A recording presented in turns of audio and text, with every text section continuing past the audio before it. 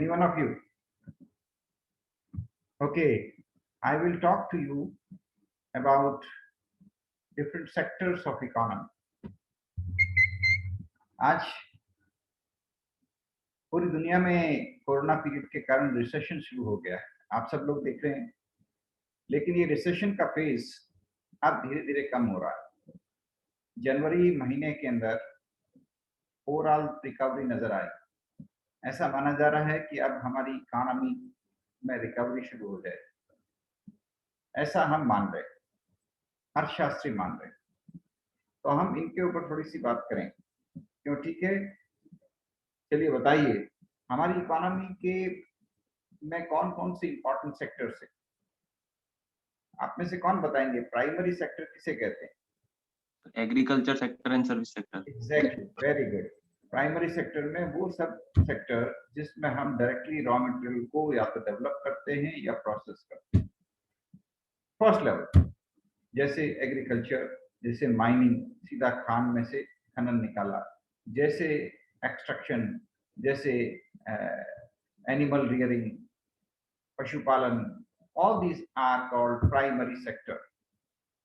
Primary sector हमारी economy का सबसे इंपॉर्टेंट पार्ट है, क्योंकि जीडीपी के हिसाब से तो ये सिर्फ 27% कंट्रीब्यूट करता है, लेकिन एम्प्लॉयमेंट के हिसाब से अगर आप देखेंगे तो देश की आधी से ज्यादा आबादी प्राइमरी सेक्टर के ऊपर डिपेंडेंट है। इसलिए प्राइमरी सेक्टर हमारी अर्थव्यवस्था का नंबर 1 हीरो है। उसके बाद आता है सेकेंडरी सेक्टर। आप में से कोई बताएंगे सेकेंडरी सेक्टर किसे कहते हैं? Manufacturing and industry. Yes, thank you Tanvika. Secondary sector में हम मैन्युफैक्चरिंग को लेते हैं। हम वो सारे सेक्टर्स जिसमें रॉ मटेरियल को एक्सट्रैक्ट करके, डेवलप करके, ट्रांसफॉर्म करके उससे फिनिश्ड गुड्स तैयार किए जाते हैं, तो उसको हम बोलते हैं सेकेंडरी सेक्टर। उसके बाद आता है टर्शियरी सेक्टर या सर्विसेज सेक्टर। टर्शियरी सेक्टर्स में वो सेक्टर है जिसमें सीए की डिमांड सबसे ज्यादा है। अब आप बताएं टर्शियरी सेक्टर में हम किस किस सेक्टर को लेते हैं? Service sector, services, banking, insurance, consultancy, है ना, ये सब टर्शियरी सेक्टर, राइट। तो टर्शियरी सेक्टर में क्या होगा? किसकी टर्शियरी सेक्टर में कौन कौन लोग हैं आपके जैसे प्रोफेशनल्स, चार्टर्ड अकाउंटेंट्स?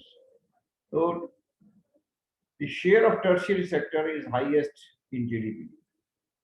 लगभग 50%, जीडीपी का 50% सेक्टर कहां से आता है? टर्शियरी सेक्टर से, है ना। तो ये टर्शियरी सेक्टर सबसे इंपॉर्टेंट क्यों हो रहा है? पूरी दुनिया के अंदर, भारत में नहीं, पूरी दुनिया के अंदर टर्शियरी सेक्टर सबसे ज्यादा इंपॉर्टेंट है। आप अमेरिका में देखिए, किसी भी कंट्री में देखिए, हर डेवलप्ड कंट्री में टर्शियरी सेक्टर सबसे इंपॉर्टेंट है। Services sector, tertiary sector.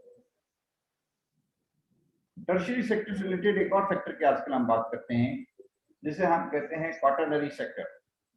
Quaternary sector कहते हैं नॉलेज बेस्ड सेक्टर, जैसे education, industry, information public sector को भी शामिल करते हैं, उसे हम कहते हैं क्वाटरनरी सेक्टर। तो ये इकोनॉमी के 4 इंपॉर्टेंट सेक्टर्स। इनमें कोरोना टाइम्स के दौरान सिवाय प्राइमरी सेक्टर के बाकी सब सेक्टर्स ठप हो गए। अब जब रिकवरी शुरू हुई है जनवरी महीने से थोड़ी थोड़ी, तो मैन्युफैक्चरिंग सेक्टर यानी प्राइमरी सेक्टर में और सेकेंडरी सेक्टर में काफी अच्छा रिवाइवल है। सेकेंडरी सेक्टर यानी मैन्युफैक्चरिंग सेक्टर में बड़ा अच्छा रिवाइवल नजर आ रहा है। लेकिन टर्शियरी सेक्टर में अभी भी रिकवरी में थोड़ा समय लगेगा। अब अपन बात करते हैं, एक और वर्डिंग हम काम में लेते हैं, फॉर्मल सेक्टर और इनफॉर्मल सेक्टर। अच्छा, आप में से कोई बताएंगे इनफॉर्मल सेक्टर किसे कहते हैं और फॉर्मल सेक्टर किसे कहते हैं? कौन बताएंगे?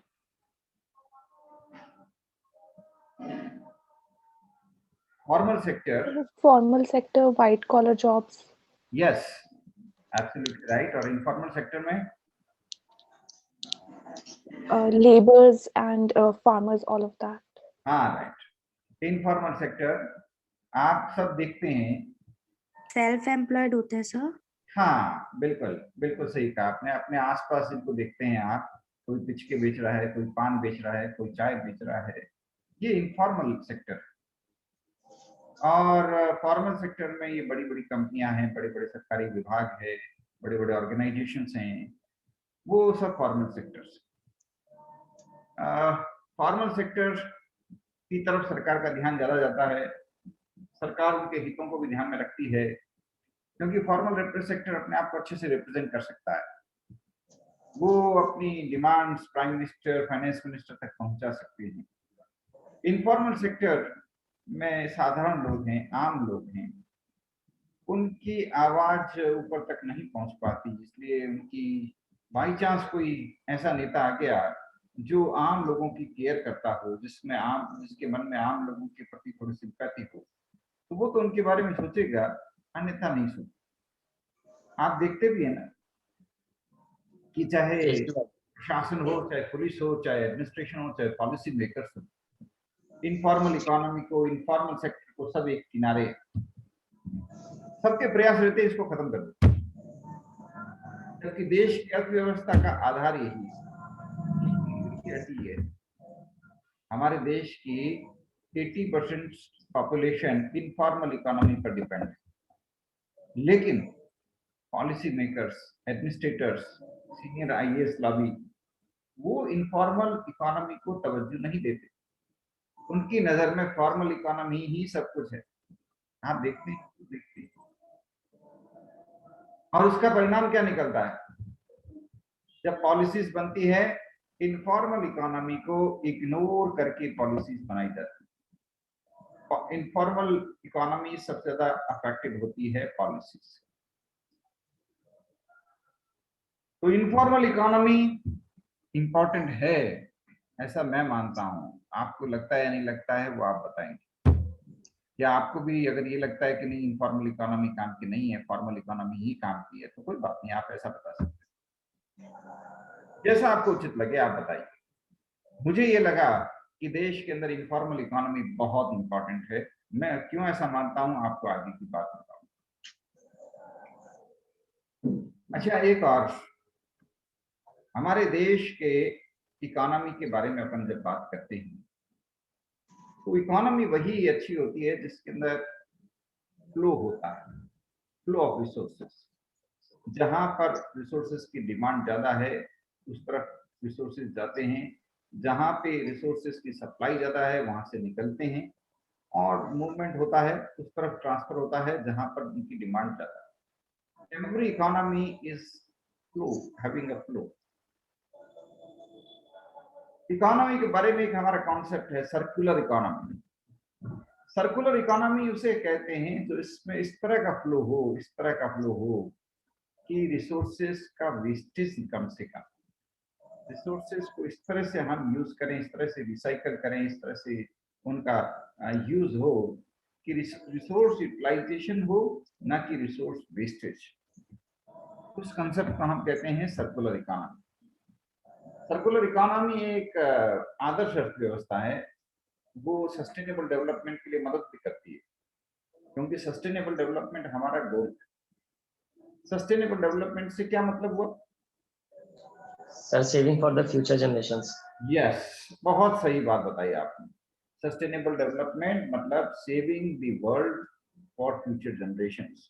सिर्फ हम अपने खाने के लिए नहीं इस अर्थव्यवस्था का काम में लें, अपने खाने के लिए इस इकोनॉमी को काम में नहीं लें, हम अपनी भावी पीढ़ियों के लिए भी कुछ बचा के रखें। राइट, सस्टेनेबल डेवलपमेंट, बहुत बढ़िया बात बताई आप। सस्टेनेबल डेवलपमेंट कैसे हासिल करेंगे? इसके लिए यूनाइटेड नेशन यानी पूरी दुनिया के लोगों ने मिलकर के 17 गोल्स सेट की। 70 goals are called sustainable development goals. कैसे गोल्स हैं, कोई बताएंगे आप में से? बहुत सिंपल सिंपल गोल्स हैं, जैसे रिमूव पॉवर्टी, गरीबी मिटाओ, एजुकेशन को फैलाओ सब जगह, हर व्यक्ति के पास राइट, हर व्यक्ति के पास एम्प्लॉयमेंट हो, स्किल्स हो, हर व्यक्ति के पास हेल्थ केयर। वोकेशनल एजुकेशन, ये कॉमन बातें हैं जो आप हम सब मानते हैं कि ये सबसे इंपॉर्टेंट है। ऐसे 17 गोल सेट किए सर और इन रिसोर्स 17 गोल्स पे हर कंट्री को काम करना है, हर व्यक्ति को काम करना है, हर संस्था को काम करना है, हर एनजीओ को काम करना है। और ये लक्ष्य हमें कब तक हासिल करने हैं? 2030, यानी आप कितने साल बच गए? 9 साल। 2030 तक ये लक्ष्य हासिल करने हैं। कैसे होंगे? क्या कोई उम्मीद नजर आ रही है? अगर आप जैसे युवा ठान लें तो सब कुछ संभव है। तो मुझे बताइए, क्या आपको कोई उम्मीद नजर आ रही है कि कभी हम सस्टेनेबल डेवलपमेंट गोल्स हासिल कर पाएंगे? जैसे पॉवर्टी, क्या हम देश से गरीबी को पूरी तरह से मिटा पाएंगे? Nice, जैसे sir. Education, No. क्या हर व्यक्ति को हम Yes, sir. सक्षम और शिक्षावान बना पाएंगे? जैसे हेल्थ केयर, क्या हर व्यक्ति को हम अच्छी health care facility at minimum prices provide करवा पाएंगे?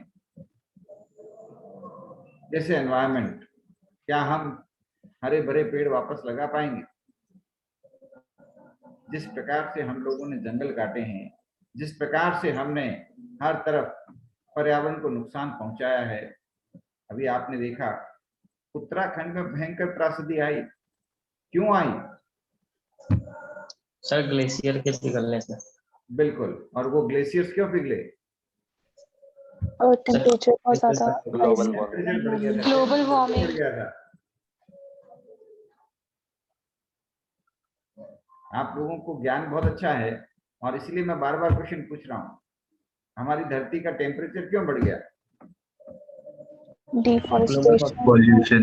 Everything. हाँ, पोल्यूशन और pollution क्या हो प्लांट्स गया? कट रहे हैं उस वजह से। कार्बन डाइऑक्साइड, कार्बन मोनोऑक्साइड ये सब बहुत Right. रिलीज करते हैं हम लोग Absolutely right. एग्जॉस्ट पाइप्स का, ये सब से हाँ, इंडस्ट्री की Chlorofluorocarbons. वजह से और कार्स ऑटोमोबाइल्स की वजह से। बिल्कुल सही कहा आपने।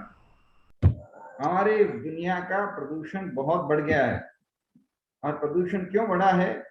ये पिछले 7 दशकों के अंदर, पिछले 10 दशकों के अंदर, जिसे मॉडर्नाइजेशन का नाम दिया गया, जिसे आधुनिकीकरण का नाम दिया गया, इस मॉडर्नाइजेशन के पीरियड में हम लोगों ने ऐसी टेक्नोलॉजी इस्तेमाल की जिससे पूरे पर्यावरण को नुकसान पहुंचा, लगातार पर्यावरण को नुकसान पहुंचा। हम पर्यावरण को नुकसान पहुंचाने वाली एकमात्र जीवित व्यक्ति हैं। हमारे अलावा धरती पे रहने वाले इतने प्राणी हैं, कोई पर्यावरण को नुकसान नहीं पहुंचाता, सिर्फ इंसान पहुंचाता है पर्यावरण को नुकसान। और इंसान अकेला इस पर्यावरण को इतना नुकसान पहुंचाएगा कि कहते हैं 100 साल बाद धरती जीने लायक नहीं रहेगी। धरती का एवरेज टेम्परेचर बढ़ता जाएगा, तो हो सकता है 200 साल बाद एवरेज टेम्परेचर 3-4 डिग्री बढ़ जाए। और एवरेज टेम्परेचर जैसे ही 4-1 डिग्री बढ़ेगा, वैसे ही सारे ग्लेशियर्स पिघल जाएंगे, समुद्र का लेवल ऊपर आ जाएगा, आइलैंड्स के बड़े बड़े शहर समुद्र में समा जाएंगे।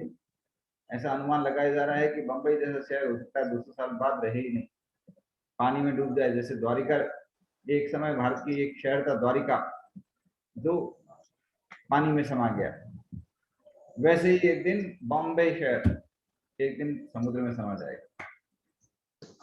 और धीरे धीरे इस धरती से जीवन नष्ट हो जाएगा, ऑलरेडी नष्ट हो रहा है। क्या आप जानते हैं दुनिया से कितने जीव हर साल एक्सटिंक्ट हो रहे हैं? एक्सटिंक्ट मतलब वो जीवन फिर दोबारा होगा ही नहीं। हर साल हजारों की तादाद में जीव एक्सटिंक्ट यानी लुप्त हो रहे हैं, लुप्त हो रहे हैं। बीकानेर, जैसलमेर में पहले गोंडावन पक्षी हुआ करते थे, गोंडावन, अब नहीं है। आप लोगों ने नहीं देखा होगा, अब वो लुप्त हो चुके हैं। सर मैंने स्पैरो अपने भी बचपन में डॉड काग देखे थे, Dodos, लोगों ने नहीं देखे, Dan, Sparrow. बीकानेर में होते थे डॉड काग, आप लोगों ने नहीं देखे होंगे, बहुत बड़े बड़े होते थे, चील जितने बड़े कौवे, चील के जितने बड़े कौवे होते थे पहले। अब वो नहीं है, एक्सटिंक्ट हो गए, खत्म हो गए, मैंने तो देखे ही नहीं है अभी पिछले कुछ वर्षों में, लास्ट देखे थे करीब 10-15 साल पहले, अब नहीं दिखे। अनेकों प्रजातियां लुप्त हो रही है, खत्म हो रही है, धरती पे, जमीन पे, हवा में, पानी में। पानी में तो ये बहुत बुरा हाल है, जिस हिसाब से इंसान पानी के जानवरों को खत्म कर रहा है। यूनाइटेड नेशंस ने मजबूर होकर के अनेकों देशों को वार्निंग दी है कि कृपया जितनी तरह से आप फिशिंग कर रहे हो उसको रोको, फिशिंग के ऊपर एक लगाम लगाओ, मछली को पकड़ने के ऊपर एक लगाम लगाओ, एक लिमिट से ज्यादा मछलियों को मत पकड़ो, क्योंकि जिस स्पीड से हम लोग मछलियों को पकड़ के खा रहे हैं इंसान, मछलियों की तादाद तो खत्म हो ही गई, उनका पूरा इकोसिस्टम खत्म हो गया है, मछलियां नहीं रहेगी, मछलियों के ऊपर जो डिपेंडेंट हैं अनेक प्रकार के जीव जैसे हंस, सारस, वो भी खत्म हो जाएंगे, क्योंकि उनका आहार ही नहीं बचेगा। तो पूरी इकोनॉमी, इनके पशुओं की जो इकोनॉमी है, जानवरों की इकोनॉमी है, जलचरों की जो इकोनॉमी है, वो सब खत्म हो रही है। उनके लिए कोई सोचने वाला नहीं है, कोई सोचने वाला नहीं है। अब मजबूर होकर के कई देशों को तो आदेश देना पड़ा है कि भाई थोड़ी मछलियों को भी जीने दो, जीने दो भाई, जीने दो, क्योंकि तुम उनको रहने ही नहीं दोगे तो पूरी दुनिया का इकोसिस्टम खत्म हो जाएगा। होगा या नहीं होगा? अरे भाई, भारत ही तो एकमात्र देश है जहां पे वसुधैव कुटुंबकम की बात होती है, और किसी देश में नहीं होती थी, अब हर देश में होने लग गई है। एक समय दुनिया में वेजिटेरियन फूड खाने का सिस्टम भारत में ही था, एक समय पूरी दुनिया में प्राणी मात्र के, जीव मात्र के लिए जीवन की कामना सिर्फ भारत में होती थी, जीवो और जीने दो, हर प्राणी को जीने दो, हर जंतु को जीने दो, ऐसा सिर्फ भारतीय लोग सोचते थे। आज पूरी दुनिया सोच रही, क्योंकि नहीं सोचेंगे तो हम भी नहीं जिएंगे, या तो उनको भी जीने दो, नहीं तो फिर हम भी नहीं जिएंगे, क्योंकि फिर दुनिया ही नहीं बचेगी। और इसलिए पूरी दुनिया के लिए भारत आज एक आदर्श देश है। भारत की सोच, भारत की हजारों वर्ष पुरानी संस्कृति, भारत के हजारों वर्षों की जो सोच, अहिंसा परमो धर्म, जीवो और जीने दो, ये बातें आज पूरी दुनिया में रिजोनेट हो रही है।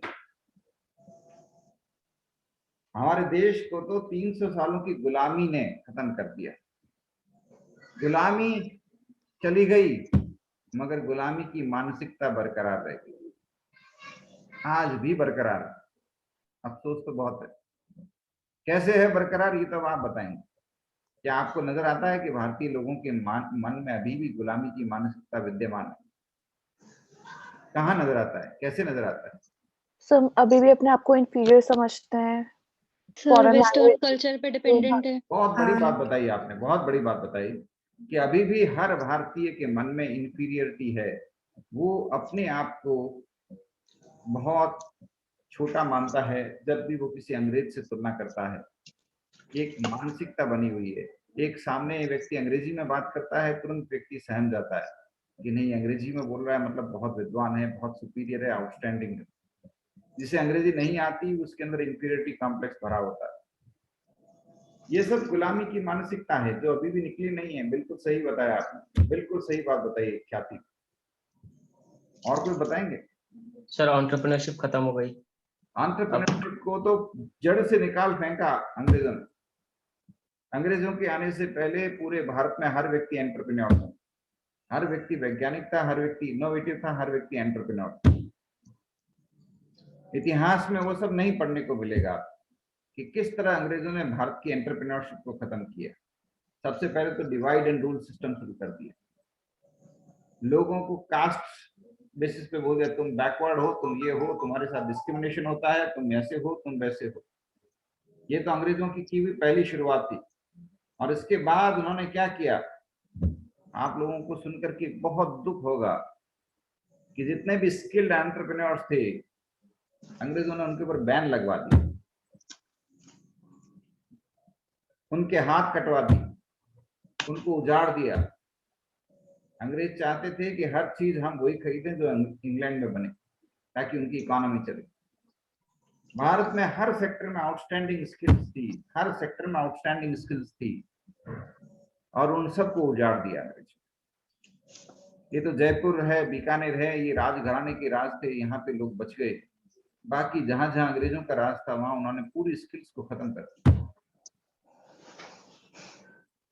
आप देखिए, मैंने राजीव दीक्षित का एक वीडियो सुना, आपको भी मौका मिले जरूर सुनिएगा, यूट्यूब पे अवेलेबल है, जिसमें वो बताते हैं कि एक कम्युनिटी थी, लोहार कम्युनिटी, जिसके ऊपर अंग्रेजों ने बैन लगा दिया।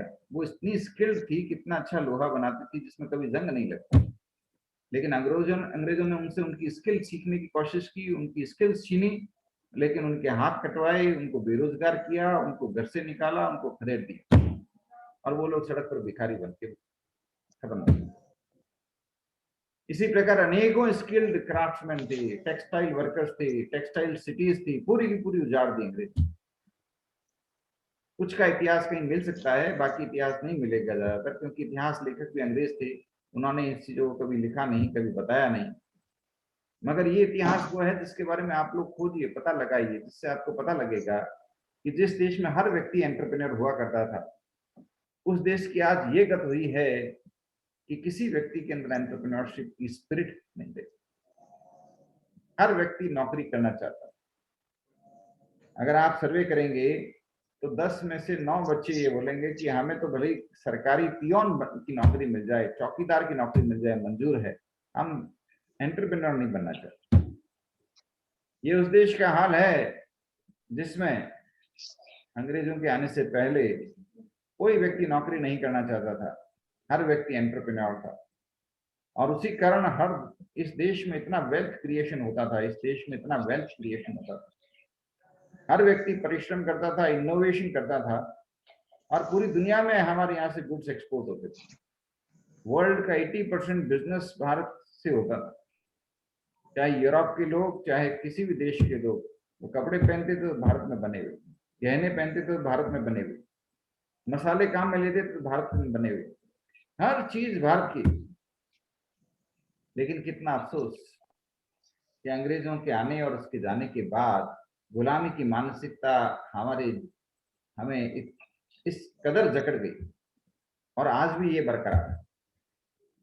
आज भी आप देखिए ना, ज्यादातर बच्चे जो बीए की बीकॉम की पढ़ाई कर रहे हैं, उनके सपनों में एंटरप्रेन्योरशिप है ही नहीं। आप उनसे पूछिए तुम बीए करके क्या बनना चाहते हो, बीकॉम करके क्या बनना चाहते हो, मुश्किल से कोई 100 में से 1 या 1000 में से 1 व्यक्ति बोलेगा मैं एंटरप्रेन्योर बनना चाहता हूँ। The spirit to become an entrepreneur, entrepreneur बनने की इच्छा ही खत्म हो गई। बिल्कुल सही पॉइंट बताया आपने, बहुत शानदार पॉइंट। और इसके कारण हमारे देश की वेल्थ क्रिएशन कम हो गई, वेल्थ क्रिएशन कैपेबिलिटीज खत्म हो गई। Today we are no longer wealth creators. In fact हमारे देश की जो वेल्थ है वो अब तो विदेशी लोग ही उसको डेवलप कर रहे हैं, एनरिच कर रहे हैं, और उसको एक्सट्रैक्ट कर रहे हैं, और उसका फायदा होता है। बहुराष्ट्रीय कंपनियों की लाइन लगी हुई है, और वो ही उनका बेनिफिट उठा रहे हैं, जबकि हमारे अपने लोग अपने स्किल्स छोड़ करके, अपने हुनर छोड़ करके नौकरी की कतार में खड़े। आज हालत ये है कि कोई सोनार अपने बेटे को सोनी नहीं बनाना चाहता, कोई लोहार अपने बेटे को लोहार नहीं बनाना चाहता, कोई कुम्हार अपने बेटे को कुम्हार नहीं बनाना चाहता, कोई हलवाई अपने बेटे को हलवाई नहीं बनाना चाहता, क्योंकि उसको मन में डर लग रहा है कि ये बेचारा खाली पेट रह जाएगा, भूखों मरेगा। बेहतर होगा ये कहीं सरकारी नौकरी लग जाए, इंस्पेक्टर बन जाए, बस इसकी जिंदगी बन जाए। कितना अफसोस है कि जिस देश के बनाने वाले किसान, जिस देश को बनाने वाले एंटरप्रेन्योर्स अपने आप को इंस्पेक्टर से छोटा मानने लग गए, और इंस्पेक्टर, पटवारी, ऐसे लोग देश की ऊंचाइयों पे पहुंच गए हैं, देश के आदर्श व्यक्ति बन गए हैं। डूब मरने की बात है इस देश की। डूब मरने की बात है नीति निर्माताओं के लिए, डूब मरने की बात है नेताओं के लिए, जिन्होंने इस देश का बंटाधार कर इस महान देश को खत्म कर दिया। इस महान देश को खत्म करने के पीछे इस देश के नीति निर्माता, पॉलिसी मेकर्स ने क्या किया है? जिस महान देश में हर व्यक्ति इनोवेटिव हुआ करता था, स्किल्ड व्यक्ति हुआ करता था, इन नीति निर्माताओं ने, इन नेताओं ने उन नीति निर्माताओं की गलतियों के कारण उन महान इनोवेटर्स को बैकवर्ड कास्ट की कैटेगरी में। आप देखिए, इस देश के सोनार अपने आप को बैकवर्ड मानने लग गए। इस देश के लोहार, जो साइंटिस्ट हैं, जो इंजीनियर्स हैं, मेटलर्जी इंजीनियर्स हैं, वो अपने आप को बैकवर्ड मानने लग गए। इस देश के कुम्हार अपने आप को बैकवर्ड मानने लग गए। इस देश के हलवाई अपने आप को बैकवर्ड मानने लग गए। इस देश के चमार अपने आप को बैकवर्ड मानने लग गए और समाज की दृष्टि में भी अपने आप को बैकवर्ड मान करके पीछे हटने लग गए। वो सब बेरोजगारों की लाइन में चले गए। उन्होंने अपनी स्किल्स छोड़ दी और उसका खामियाजा क्या होगा? अब हमारे देश में बड़े एंटरप्रेन्योर्स कहाँ हो रहे? कितना अफसोस है कि हमारा देश बिल गेट्स या स्टीव जॉब्स या एलन मस्क की तरह इनोवेटिव एंटरप्रेन्योर्स नहीं डेवलप कर पा रहा। अभी आप जूतों की बात करते हैं तो अपने पड़ोस के चमार के बनाए हुए खूबसूरत जूते नहीं खरीदते हैं, आप बाटा के जूते खरीदते हैं। आपको मिठाई खानी होती है तो आपको कैडबरी की चॉकलेट्स याद आती है, अपने पड़ोस के हलवाई की बनाई हुई चॉकलेट्स याद नहीं।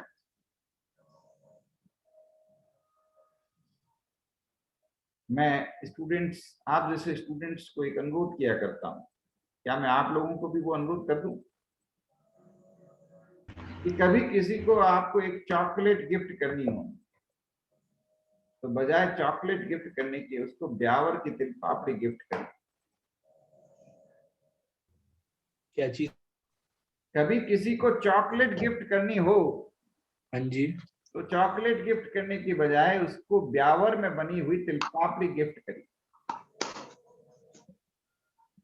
चॉकलेट से स्वास्थ्य खराब होगा, उसकी तबीयत खराब होगी, उसके पेट को नुकसान होगा। अगर वो रेगुलर चॉकलेट इस्तेमाल करेगा तो डॉक्टर के पास जाएगा।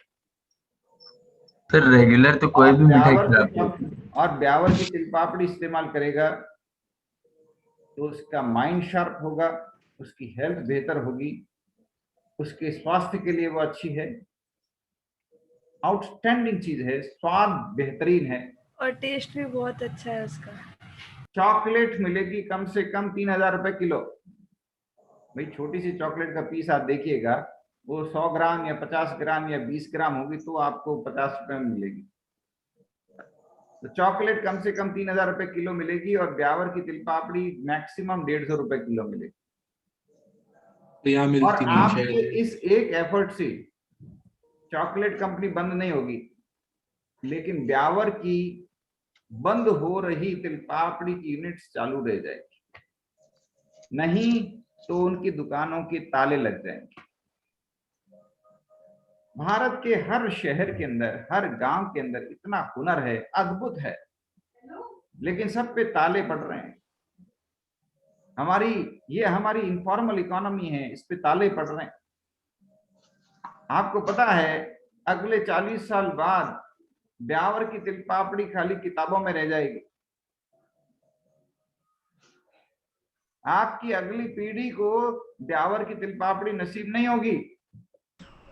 सर हम ही ने नहीं खाई सर कभी। हाँ जी सर हमने भी नहीं खाई सर कभी। सर पता ही नहीं क्या चीज चॉइस से नहीं खाई, आपको पता- चॉइस मिली, हाँ, मिलती आप मिलती लोगों नहीं ने है सर। ब्यावर की तिल पापड़ी की बजाय कैडबरी खरीदी, ये आपकी चॉइस थी। लेकिन नहीं इस सर, choice के मेरी कारण- दादी देसी घी में खाना बनाती है सर। इस चॉइस के कारण, आपकी पीढ़ी की इस चॉइस के कारण अब ब्यावर की तिल पापड़ियों के बनाने वालों के घरों के अंदर फाका है। वो लोग इतने गरीबी में जी रहे हैं, इतनी गरीबी में जी रहे हैं कि उनकी अगली पीढ़ी को नहीं पता कि वो क्या कर पाएंगे, क्या नहीं कर पाएंगे। ये आप लोगों को तय करना था कि क्या करें क्या ना करें। आप लोगों ने ब्रांडेड प्रोडक्ट्स को प्रेफरेंस दिया, बड़ी कंपनियों के प्रोडक्ट्स को तरजीह दी, नतीजा क्या निकला? ये हमारी इनफॉर्मल इकोनॉमी खत्म हो गई। कभी बात फाटक बंद कर दीजिए, फाटक बंद कर दीजिए। कभी भविष्य में बात उठेगी कि भाई ये ब्यावर की इकोनॉमी या भारत के हर गांव की इकोनॉमी, भारत के गांव गांव चलने वाले उद्योगों को किस पीढ़ी ने खत्म किया, तो इशारा आपकी पीढ़ी की तरफ जाएगा।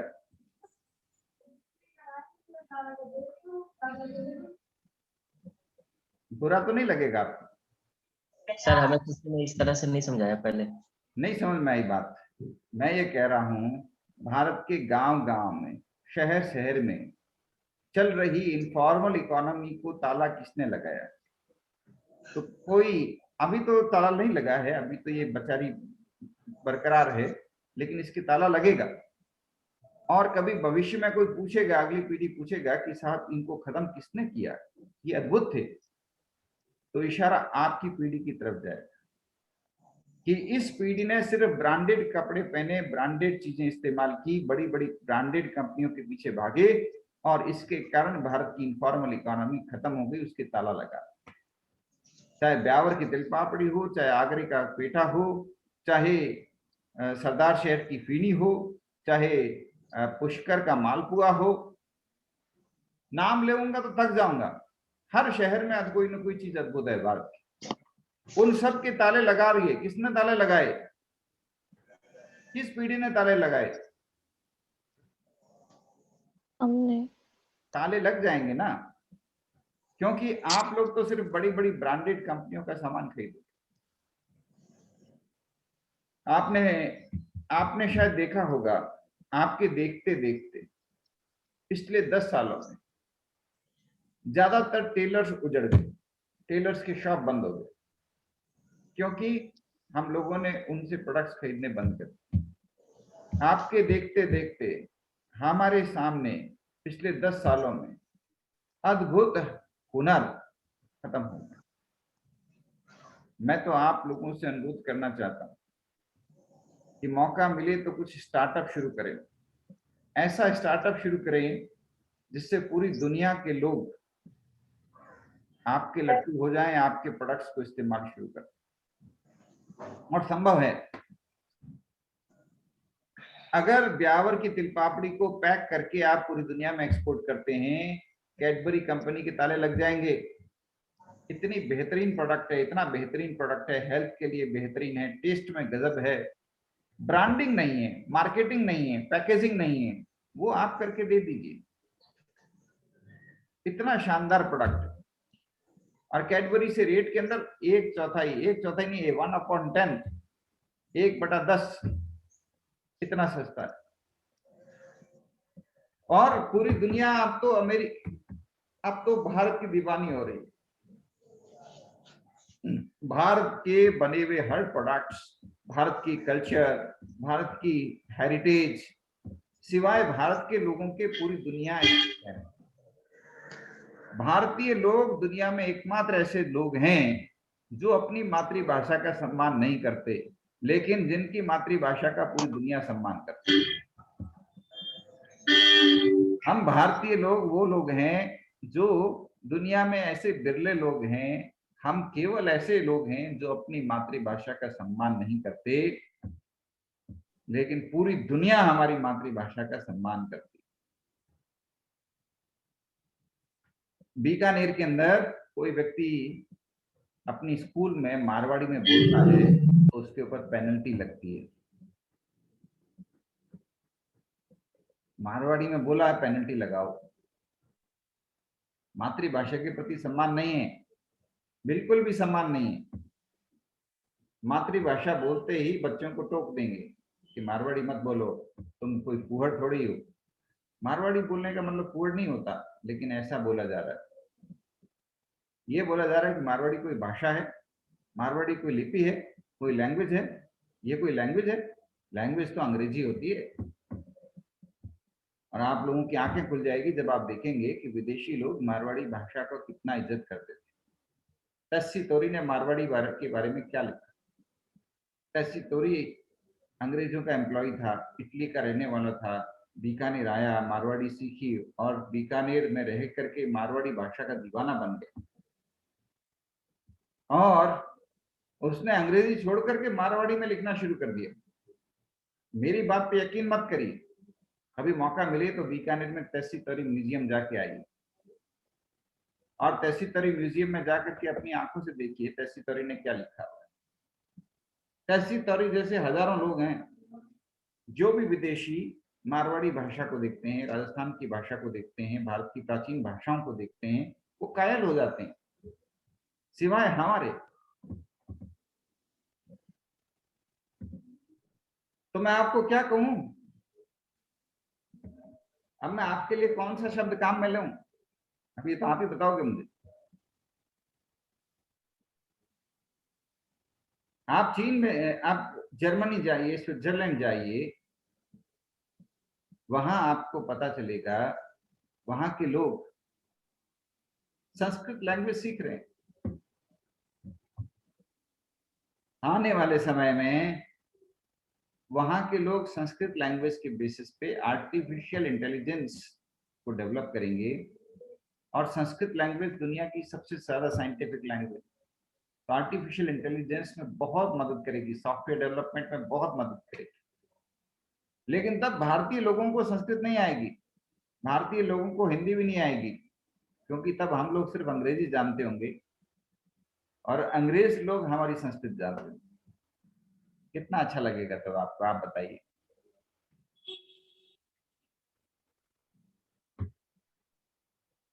किसी भी देश की अर्थव्यवस्था वहां के लोगों की सोच के ऊपर निर्भर होती है। जापान में 1950 के करीब अर्थव्यवस्था चौपट हो चुकी थी, कुछ नहीं था उनके पास, देश में बहुत खस्ता हालत थी, द्वितीय विश्व युद्ध में खत्म हो गया था। लेकिन वहां के लोगों की सोच ये थी कि वो जैपनीज प्रोडक्ट्स को एनकरेज करते थे, जैपनीज प्रोडक्ट्स को प्रेफरेंस देते थे, जैपनीज लैंग्वेज को, कल्चर को, रिचुअल्स को, हिस्ट्री को बहुत सम्मान देते थे। अगले 20 सालों में जापान दुनिया की सबसे बड़ी ताकतों में बन गया। सिर्फ 20 साल में जापान दुनिया की सबसे बड़ी ताकत में से एक बन गया, जबकि जापान के पास ना हमारी तरह इंफ्रास्ट्रक्चर, ना हमारी तरह संसाधन, ना हमारी तरह रिसोर्सेस। और हम लोग अपने पड़ोसी एंटरप्रेन्योर को कभी एनकरेज नहीं कर रहे। आपके पास में चॉइस होती है, आप चाहें तो ब्यावर की तिल पापड़ी खरीदो, चाहो तो कैडबरी की चॉकलेट खरीदो। आप क्या प्रोडक्ट खरीदोगे? मेरी गारंटी है आप लोग कैडबरी की चॉकलेट खरीदोगे, अपने पड़ोस के एंटरप्रेन्योर को एनकरेज नहीं करोगे। आप अपने पड़ोस के प्रोडक्ट्स के बारे को एनकरेज नहीं करोगे, अपने पड़ोस के एंटरप्रेन्योर को डेवलप नहीं करोगे। जब आप अपने पड़ोस के छोटे छोटे एंटरप्रेन्योर्स को डेवलप नहीं करोगे तो आपके चारों तरफ गरीबी नहीं तो क्या फैलेगी, आपके देश की अर्थव्यवस्था तबाह नहीं होगी तो क्या होगा? आपकी देश की अर्थव्यवस्था जापान की तरह कभी तरक्की नहीं करेगी। आपको अपने देश की इकोनॉमी को डेवलप करना है, सबसे पहले अपनी इकोनॉमी के प्रति अपना एटीट्यूड बदलिए, अपने देश के प्रति अपना एटीट्यूड बदलिए, अपने देश के स्मॉल एंटरप्रेन्योर्स, कॉटेज एंटरप्रेन्योर्स, अपने देश की इनफॉर्मल इकोनॉमी के प्रति अपने एटीट्यूड को बदलिए। हमारे देश के पॉलिसी मेकर्स, ब्यूरोक्रेट्स, जितने लट्टू एमएनसीज के हैं, जिस तरह से उनके आगे पीछे लट्टू हो जाते हैं, उसका 2% भी वो इनफॉर्मल इकोनॉमी की तरफ ध्यान दें, इनफॉर्मल इकोनॉमी को सलाम करें, इनफॉर्मल इकोनॉमी को रेस्पेक्ट दें, तो देश की इनफॉर्मल इकोनॉमी देश की सारी समस्याओं को मिटा सकती है, हर व्यक्ति को रोजगार दे सकती है, हर व्यक्ति को सशक्त बना सकती है। अब ये बात आप ही उन तक पहुंचा सकते हैं, क्योंकि मैंने ये बात आपको रफली बताई है, आप इसको डीपली एनालाइज करिए, डेटा निकालिए, स्टैटिस्टिक्स के साथ देखिए, कंपेयर करिए, और आपकी प्रोफेशनल एक्यूरेसी के साथ दूसरे लोगों को जब आप कहेंगे तो हर व्यक्ति इस बात पर गौर करे। मैं गलत नहीं कह रहा आपको, लेकिन मेरी बात आपको हजम भी नहीं हुई है। हजम तब होगी जब आप खुद इस बात को एनालाइज करेंगे, इस बात को फैक्चुअली टेस्ट करेंगे, चेक करेंगे, और आपको लगेगा कि यस दिस इज करेक्ट, तो फिर आप भी मुखर हो जाएंगे, आप भी नहीं रुकेंगे, आप भी हर व्यक्ति को समझाएंगे जिस तरह मैं आपको समझा रहा हूं। क्योंकि बात ही ऐसी है, एक बार आप इस बात से जुड़िए, एक बार इस बात को दिल से महसूस करिए, आपको भी तुरंत एक टीस सी आ जाएगी, ओह ये क्या हो रहा है, और आप अपने आप को नहीं रोक पाएंगे। आप जैसे अगर 10 लोग देश के वित्त मंत्री को चिट्ठी लिखेंगे, वो मजबूर हो जाएंगे, कहीं कभी ना कभी तो परिवर्तन करेंगे, अपनी नीतियों में बदलाव लाएंगे, अपनी पॉलिसी में चेंजेस करेंगे। हम सभी को यही काम करना है, मैं भी यही कर रहा हूं, आप भी यही करिए। हम अपनी तरफ से प्रयास कर सकते हैं। मैं तो जिसको भी सर वॉइस मिलता हूं, प्रॉब्लम आ रहा है, क्या कह रहे हो? वॉइस प्रॉब्लम आ रहा है सर। वॉइस प्रॉब्लम आ रहा है? अब आपको आवाज मेरी सुनाई दे रही है? हाँ सर अब सही है। हाँ, मैं अपनी तरफ से जहां पर भी कोई व्यक्ति मिलते हैं उनसे ये अनुरोध करता हूं कि हमारे देश की इनफॉर्मल इकोनॉमी को आपके सपोर्ट की जरूरत है। हमारे देश की इनफॉर्मल इकोनॉमी को आप अपना सपोर्ट दीजिए। मैं तो अपनी तरफ से ये प्रयास करता हूं। कोई व्यक्ति बीकानेर आ रहा होता है, पूछता है बीकानेर में मैं कहाँ जाऊं, तो मैं उसको बोलता हूँ चाय पट्टी जरूर जाओ, बहुत अच्छी जगह है। क्योंकि मुझे पता है इस तरह 4 लोग भी चाय पट्टी जाएंगे तो वहां पे जो कांजी बड़ा बनाता है उसकी दुकान खुली रहेगी, उसकी रोजी रोटी चालू रहेगी, उसकी दुकान बंद करने की नौबत नहीं आएगी। हमें एक दूसरे की मदद करनी है दोस्तों। अगली बार से आप बाजार से निकलें, कोई पान वाले की दुकान है, कोई चाय वाले की दुकान है, कोई पिचके वाले की दुकान है, मन में ये सोचिए कि कैसे इन लोगों की इकोनॉमी और बेहतर हो, इन लोगों का बिजनेस और डेवलप हो, क्या किया जा सकता है। सोचिए, ये सब हमारे भाई हैं। ये मत सोचिए जैसा कि भारत सरकार सोच रही है आजकल कि कैसे जो लोग भी जीएसटी नहीं दे रहे उनके ताले लगवाओ। अरे भाई, ये जीएसटी नहीं देने वाले देश के 80% लोग हैं। इन सब के छोटे छोटे बिजनेसेस हैं, इनसे इनका पेट पल रहा है। इनके ताले लग जाएंगे तो ना तो आप इनको नौकरी दे सकते हैं ना कोई और, ये सब सड़क पर भिखारी बन जाएंगे। यही सोच अंग्रेजों के में थी, जिसके कारण भारत की एंटरप्रेन्योरशिप खत्म हो गई। अंग्रेजों ने यही किया। अंग्रेज लोग नहीं चाहते थे कि भारत के स्किल सलामत रहे। भारतीय स्किल को उन्होंने इतनी जबरदस्त मार मारी कि आज भी भारत के हुनर वाले लोग अपने आप को हुनर वाला व्यक्ति नहीं कहते, अपने आप को एंटरप्रेन्योर नहीं कहते, अपने आप को स्किल्ड व्यक्ति नहीं कहते। आप किसी पूछ लीजिए, किसी सोनार से पूछिए, वो अपने आप को हाईली स्किल्ड एंटरप्रेन्योर कभी नहीं बोलेगा। वो कहेगा I am a backward person. किसी लोहार से पूछिए, वो कहेगा I am a backward person. किसी चमार से पूछिए, वो बोलेगा I am a backward person. किसी कुम्हार से पूछिएगा, वो अपने आप को साइंटिस्ट और एंटरप्रेन्योर कभी नहीं बताएगा, वो यही कहेगा I am a backward person. जबकि उनमें से हर एक व्यक्ति के पास में इतना हुनर था, आज से 300 साल पुराने हुनर के बेस पर भी आज भी वो पूरी दुनिया के अंदर छा सकती। बीकानेर में रहने वाले सोनारों के हाथ का हुनर इतना जबरदस्त है कि उनकी की हुई कुंदन और मीनाकारी पूरी दुनिया में सबसे महंगी ज्वेलरी बना सकती है। और जब वो बनाते हैं उन्हें तो पता ही नहीं चलता उनकी बनाई हुई ज्वेलरी अमेरिका में किस रेट पर बिकती है, आप सोच नहीं सकते। विदेशी लोग लट्टू हो जाते हैं कि ये कितनी हाई क्वालिटी ज्वेलरी है, कौन बनाते हैं। हम उन्हें कौन बताए कि ये ज्वेलरी बीकानेर की वो सोनार बनाते हैं जो अपने आप को बैकवर्ड मानते हैं। अद्भुत कला है उनके पास, लेकिन उनका कॉन्फिडेंस नहीं है। उनकी स्किल्स हैं, लेकिन उस स्किल्स को स्केल अप करने की प्रेरणा, उसको ग्लोबल लेवल तक यूज करने की प्रेरणा नहीं है। अब ये हमारी इनफॉर्मल इकोनॉमी कब वापस रिवाइव हो ये नहीं मालूम। आज पूरी दुनिया को नजर आ रहा है कि जो ज्ञान भारत में था, जो ज्ञान भारत में है, जो हजारों वर्षों से ऋषि मुनियों ने जो ज्ञान डेवलप किया भारत में, वो वाकई अद्भुत है, उसका कोई मुकाबला नहीं। उस ज्ञान के पीछे ही तो पूरी दुनिया पागल है। आज आप देखिए, हम लोगों ने जिसको लात मार दी, उसको पूरी दुनिया आज सलाम कर रही। भारत के अंदर भारत की जो परंपरागत गायें थी, उनको भारतीय लोगों ने ही दरकिनार कर दिया, ठुकरा दिया एक तरह से।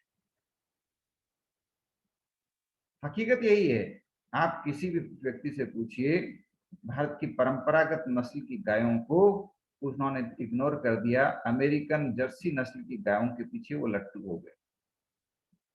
और आज पूरी दुनिया के सबसे ज्यादा ब्रिलियंट लोग, सबसे शानदार समझदार लोग ये कहने लगे हैं कि सबसे ज्यादा पौष्टिक दूध कौन सा है, A2।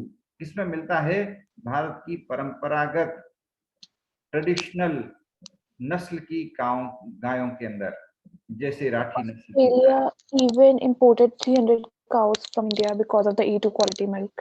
बिल्कुल बिल्कुल, बहुत सही बात बताई आपने। Thank you Tanvika, thank you so much. तो जो चीजें हमने पांवों से ठोकर मार दी, हमारे अद्भुत ज्ञान को ठोकर मार दी, उसे पूरी दुनिया सलाम कर रही है।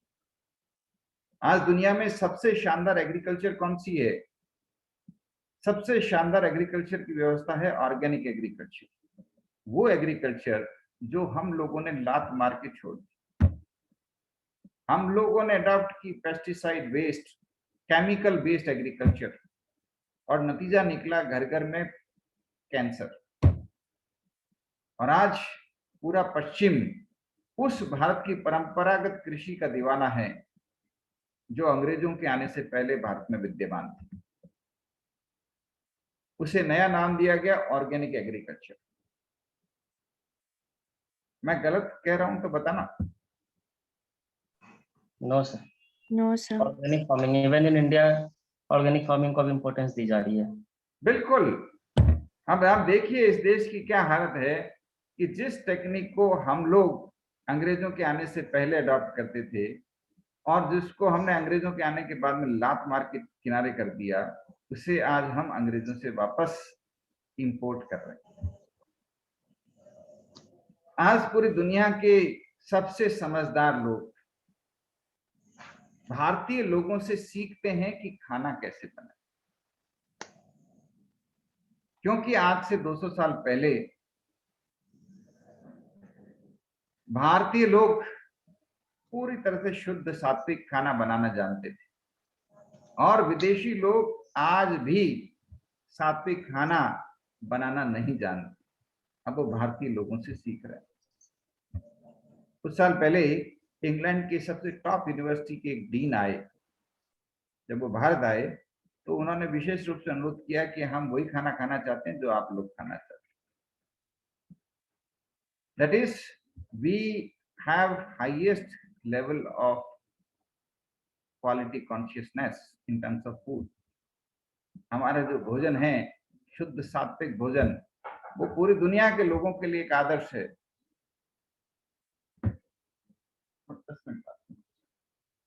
हमारा भोजन पूरी दुनिया के लोगों के लिए आदर्श भोजन है, शुद्ध सात्विक भोजन। और उन लोगों के लिए एक सपना है। हमारे पास शुद्ध सात्विक भोजन है, उन लोगों का जो भोजन है, जो लोग वो भोजन कर रहे हैं, वो तो अब आप देखिए कोरोना पीरियड में क्या हुआ। कोरोना पीरियड के अंदर चीन ने नॉनवेज फूड के ऊपर बैन लगा दी। अब नॉनवेज फूड पे बैन लगाया तो उन लोगों ने पहली बार, वहां पे कई लोगों ने पहली बार वेजिटेरियन फूड ट्राई किया, और जब वेजिटेरियन फूड की बारी आई तो सबकी नजर भारत पे गई। कोई भारत की वेबसाइट ढूंढ रहा है, कोई भारत में बने हुए प्रोडक्ट्स इस्तेमाल कर रहा है, कोई बीका जी के भुजिया खा रहा है, अरे बोल रहा है वाह व्हाट अ टेस्ट, क्या शानदार टेस्ट है इसका। आज भारत के लोगों के लिए नए नए मार्केट बन रहे हैं। हम अपने कल्चर, अपने फूड, अपने एथनिक वेयर, अपने म्यूजिक, अपने कल्चर, हर चीज के लिए पूरी दुनिया के नंबर 1 बेताज बादशाह हैं। पूरी दुनिया हमको याद रखती है, पूरी दुनिया हमको रेस्पेक्ट करती है। आप यूरोप में जाइए, अमेरिका में जाइए, सबसे महंगे कपड़े कौन से? भारत के एथनिक वेयर।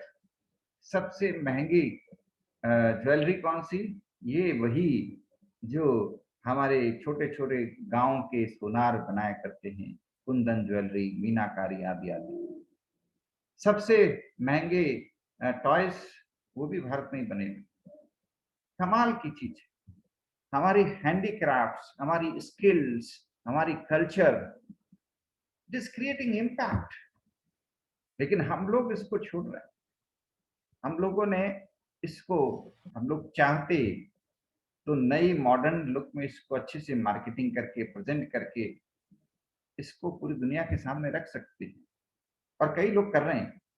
कई युवा लोग हैं आप जैसे जो ये काम कर रहे हैं, और इस बहाने वो इस देश की इकोनॉमी को भी मजबूती प्रदान कर रहे हैं, इस देश को भी सहारा दे रहे हैं, और इस देश की इनफॉर्मल इकोनॉमी को भी सहारा दे रहे हैं। एक बात सोचिए, अगर ये इनफॉर्मल इकोनॉमी बंद हो जाएगी, कितने लोग बेरोजगार हो जाएंगे। इसकी जगह अगर इस इनफॉर्मल इकोनॉमी को आप लोग ताकत दे देंगे, सोचिए कितनी फॉरेन एक्सचेंज भारत में आएगी, कितना एक्सपोर्ट होगा, सोचिए एक बार। अभी हम लोग जो भी परचेस करते हैं बाजार से, जो भी चीजें परचेस करते हैं, वो सब हमारे पैसे को हमारे देश से बाहर ले जाने का काम करते हैं। मैं एक गेम खेलता हूं आपकी क्लास में। मान लो मैंने कहा कि आपकी क्लास में कौशल कुमार नाम के एक व्यक्ति हैं, उनको मैंने 100 रुपीज दिए, और शर्त ये रखी कि आपको ये 100 रुपीज आपके ही क्लास के किसी दूसरे स्टूडेंट को देना है। मान लीजिए कौशल ने वो रुपए 100 रुपीज सचिन को दे दी, राइट। सचिन ने मान लीजिए वो 100 रुपीज प्रेक्षा को दे दी, प्रेक्षा ने मान लीजिए वो 100 रुपीज ख्याति को दे दिए। इस तरह से ये रोटेट होते गए। रोटेट क्लास के लोगों के अंदर ही होने, ये शर्त लगा दी। अब मैंने कहा इस क्लास की जीडीपी कैलकुलेट करी। क्लास की जीडीपी कितनी होगी बताएं? कौशल आप बताएं, क्लास की जीडीपी, टोटल जीडीपी कितनी होगी? अरे भाई आपकी क्लास में अभी 50 पार्टिसिपेंट है ना, तो 50 पार्टिसिपेंट हैं, हर एक के पास में 100 रुपए आए, इनकम कितनी हुई? 100 रुपए। तो इनकम मेथड से जुड़ोगे तो कितनी इनकम होगी? 50 × 100, 5000 रुपए। एक्सपेंडिचर मेथड से जुड़ोगे तो भी कितनी हुई? 50 × 100, क्योंकि हर एक का खर्चा भी कितना हुआ? 100। कितने हुए? 5000 रुपए। मेरी बात समझ में आई? ये जीडीपी वो है जो आपने अपने अंदर चूंकि रोटेट की अपने देश के अंदर सर्कुलर इकोनॉमी के रूप में, इसके कारण ये जीडीपी इतनी हो गई। अगर मैं ये शर्त नहीं रखता तो क्या होता? मैंने 100 रुपए दिए कौशल को, कौशल वो 100 रुपए सीधे के सीधे क्या करेगा? ग्रुप से बाहर खर्च करेगा। ग्रुप से बाहर खर्च करेगा तो फिर ग्रुप की जीडीपी कितनी रही? ग्रुप की जीडीपी 100 रुपए रही। सिर्फ 100 रुपए ही रही ना, क्योंकि कौशल के अलावा और किसी की इनकम हुई नहीं। मेरी बात समझ में आई आपके? मेरी बात समझ में आई Yes, क्या sir. आपके? Yes sir. Yes, sir. अगर कौशल इस हमारे ग्रुप के अंदर ही मनी रोटेट करेगा तो हमारे ग्रुप की जीडीपी 5,000 रुपीज हो जाएगी। लेकिन कौशल को मैंने ये शर्त ही नहीं दी। अगर ये शर्त नहीं रखी तो क्या नतीजा निकला? ये कौशल ने 100 रुपए सीधे ही बाहर खर्च किए ग्रुप से। नतीजा क्या निकला? जीडीपी इनकम कम हो सिर्फ गई सर। कौशल की अकेले की हुई और किसी की इनकम नहीं हुई। यही हमारे देश में हो रहा है अभी। क्योंकि जैसे ही आपके पास इनकम आती है, सरकार 7th पे लगाती है। 7th पे इसके लगा करके लोगों की तनख्वाह बढ़ा देती है। लोगों की तनख्वाह बहुत ज्यादा बढ़ जाती है। सरकार कहती है देखो देखो मैंने खूब पैसे बांटे, अब देश की इकोनॉमी डेवलप हो जाएगी। लेकिन नहीं होगा, क्योंकि जिसको पैसे मिले उसने उस पैसे से क्या किया? किसान के बनाए हुए प्रोडक्ट नहीं खरीदे, पड़ोस के हलवाई के प्रोडक्ट नहीं खरीदे, उसने विदेशी कंपनी की कार खरीदी। उसको सरकार ने 10 लाख रुपए दिए, उसने 10 लाख रुपए से एक विदेशी कंपनी की कार खरीदी। पड़ोस में हलवाई है, उसकी बिक्री बंद हो रही है, वो शटर डाउन कर रहा है, वो ताला लगा रहा है, क्योंकि उसका कोई माल नहीं खरीद रहा। लेकिन वो विदेशी कंपनी उसकी चांदी हो रही है, बल्ले बल्ले हो रही है, क्योंकि इधर सरकार ने रुपए बांटे, उधर उस व्यक्ति ने वो रुपए किस पे खरीदे? विदेशी कंपनी की कार। मैं तो इस चक्रव्यूह को समझ गया। अब आप मुझे बताएं, आप इस चक्रव्यूह को समझे या नहीं समझे? समझ गया। समझ गए समझ गए और सर। इस चक्रव्यूह को तोड़े कैसे, उसके तरीके भी मैं भी समझ गया, आप भी समझ गए हो। Yes sir. क्योंकि Yes, sir. आप इस सेक्टर के एक्सपर्ट हैं, आप इस सेक्टर के एक्सपर्ट हैं। आप चक्रव्यूह को बनाना भी जानते हैं, चक्रव्यूह को तोड़ना भी जानते हैं। तो आपकी इस स्किल से अगर इस भारत माता को कोई बेनिफिट मिलना है तो वो कैसे मिलना है, ये अब आप तय करें कि किस प्रकार से आप भारत माता की मदद करेंगे, किस प्रकार से भारत माता की हेल्प करेंगे। मैं तो अपने प्रयास नहीं रोकता। मैं तो आपके सामने क्या पूरी दुनिया के सामने कहता रहता हूं कि मैं चिट्ठियां लिखने में कसर नहीं करता, ईमेल देने में कसर नहीं करता, लोगों को कहने में कसर नहीं रखता। मैंने चीफ मिनिस्टर ऑफ राजस्थान को चिट्ठी लिखी, सर ये काम करिए, ये काम करिए। 40 बातें लिखी, एक आध बात तो वो मान ही लेते, क्योंकि मैं ये मानता हूं कि हम लोग कोशिश करेंगे तो फायदा मिलेगा ही मिलेगा। अभी कल बजट की घोषणा हुई, राजस्थान का बजट आया। मैं कई समय से लिख रहा था, काफी समय से। राजस्थान में पहले आयुर्वेदिक महाविद्यालय एक ही शहर में था, बीकानेर में, और मैं काफी समय से ये मांग कर रहा था कि बीकानेर के बंद पड़े आयुर्वेदिक महाविद्यालय को फिर से चालू करें। और इस बार आखिर मेरी बात मानी, चीफ मिनिस्टर साहब ने बजट के अंदर अनाउंस किया कि बीकानेर के आयुर्वेदिक महाविद्यालय को चालू करेंगे। तो अगर आप लोगों से कोई मांग करेंगे, आपकी बात लोगों तक पहुंचेगी।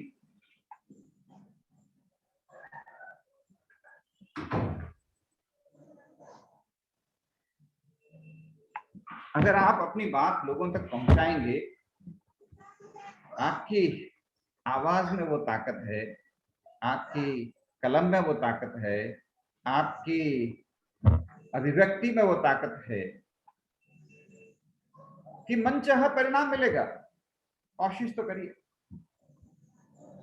अगर हम कोशिश करेंगे, हो सकते हैं हमें पहली बार में फायदा न मिले, दूसरी बार में रिजल्ट नहीं मिले, तीसरी बार में रिजल्ट न मिले, लेकिन हमें प्रयास करने से क्या नुकसान हो रहा है? हम प्रयास करते रह सकते हैं और कभी न कभी परिणाम आएंगे।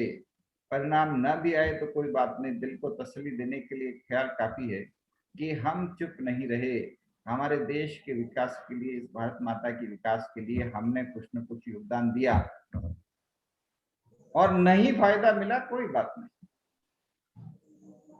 हम अपने कलम, अपनी पेन, अपनी आवाज, जो भी हमारे पास साधन है, उनसे अपने प्रयास कर सकते।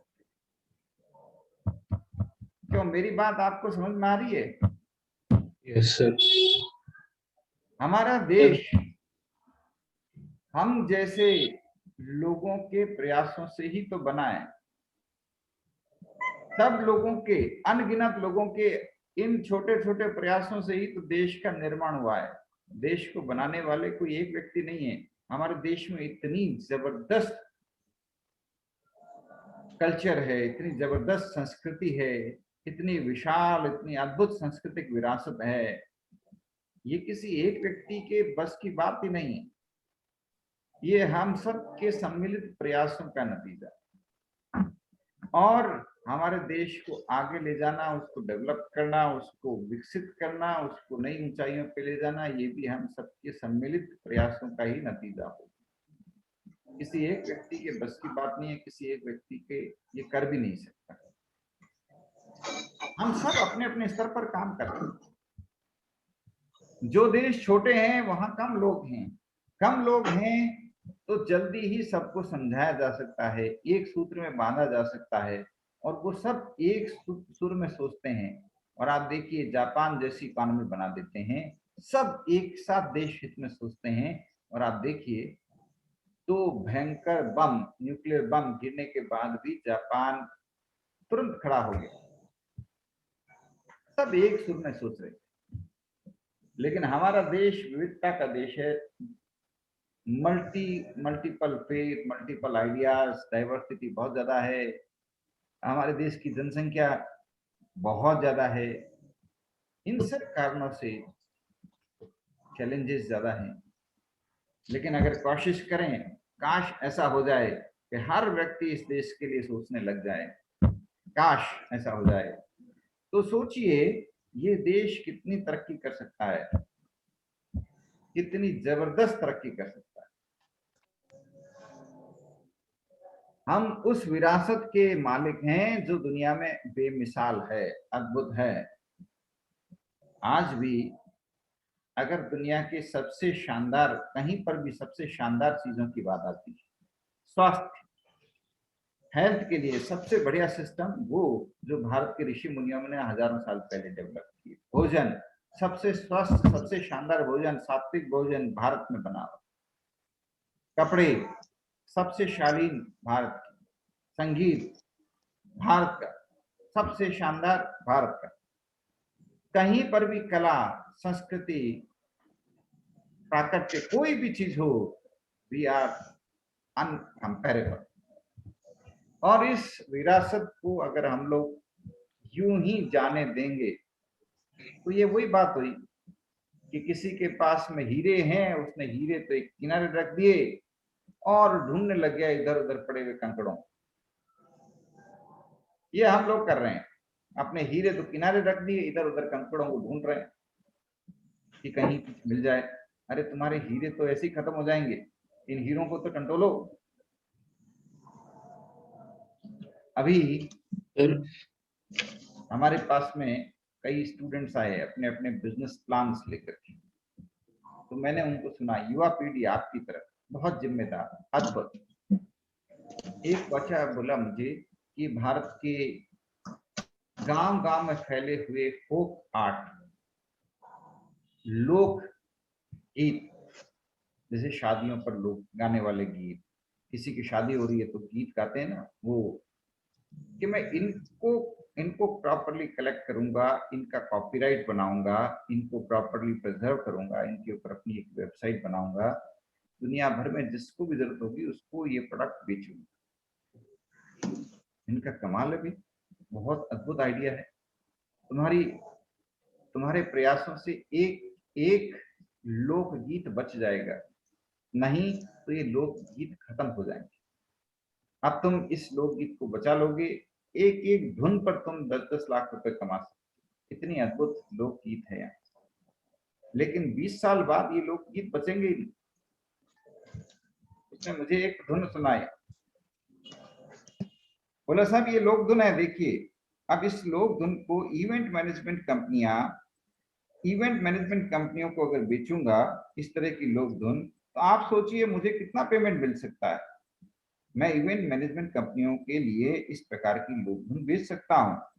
किसी को शादी के पर्पज से एल्बम बनाना है तो उसके लिए लोक गीतों की अद्भुत कैसेट सीरीज में अपनी तरफ से कॉपीराइट की हुई मैं उनको दे सकता हूं कि आप इसको काम में लीजिए हमारी परमिशन से। तो मैं आपको सुनाता हूं, जैसे ये उसने एक धुन सुनाई।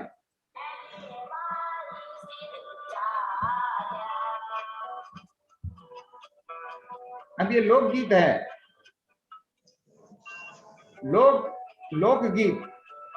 लोकगीत वो जो लोग अलग अलग ओकेजन पे अपने घरों पे अपने फंक्शन पे गाया करते हैं अलग अलग गांव में।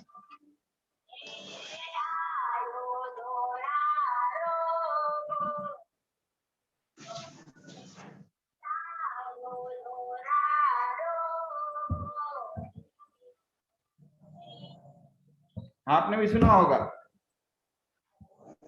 इस प्रकार अद्भुत ज्ञान।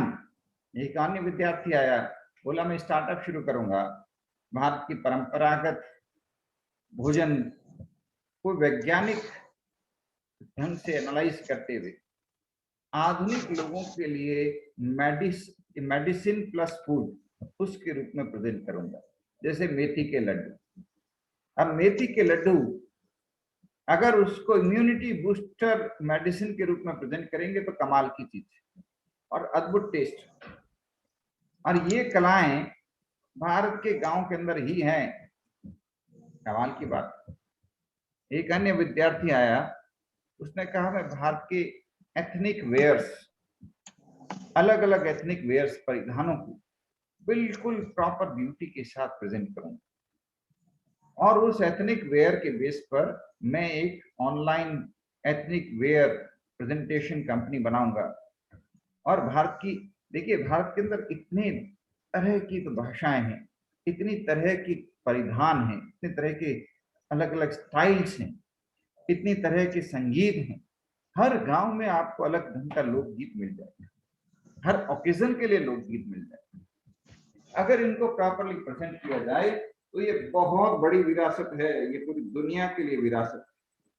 और इनमें स्वास्थ्य के अद्भुत राज छुपे हुए। आप खुद नजर आया आपको कि आज कोरोना की जब क्राइसिस आई तो पूरी दुनिया के लोग भारत के लोगों से पूछने लग गए क्या काम में लेते हो। भारत के लोगों की देखा देखी पूरी दुनिया में लोगों ने हल्दी, नीम, तुलसी, काली मिर्च, इन सब चीजों का इस्तेमाल शुरू कर दिया। पूरी दुनिया में पतंजलि की जो के प्रोडक्ट्स हैं जैसे कोरोनिल आदि पूरी दुनिया में बिकने लगे। भारत के अंदर की पॉलिटिक्स को एक बार इग्नोर कर दीजिए, लेकिन आप पूरी दुनिया में जाइए, पूरी दुनिया के लोग भारत के प्रोडक्ट्स को खरीद रहे हैं। ये क्या साबित कर रहा है? ये क्या साबित कर रहा है? आप बीकानेर के हैं, बीकानेर के बीकाजी ग्रुप को देखिए। बीकानेर का बीकाजी ग्रुप है, आज पूरी दुनिया में इसके प्रोडक्ट्स बिक रहे हैं, पूरी दुनिया। आप किसी भी शहर में जाएं, इंग्लैंड जाएं, यूरोप जाएं, अमेरिका में जाएं, आपको बीकाजी के प्रोडक्ट्स मिल जाएंगे। लोग बड़े शौक से इनके प्रोडक्ट्स खरीदते हैं। भारत के जो ये पुराने भारत का पुराना हुनर है और कुछ नहीं। बुझिए की टेक्नोलॉजी बीकानेर की टेक्नोलॉजी है, ये भारत की पुरानी टेक्नोलॉजी है, ये भारत की पुरानी हमारे कल्चर से निकले हुए प्रोडक्ट्स हैं। इनकी पूरी दुनिया में कितनी मांग है, कितनी इकोनॉमी है। इकोनॉमी कैसे बनती है? आज एक बात सोचिए,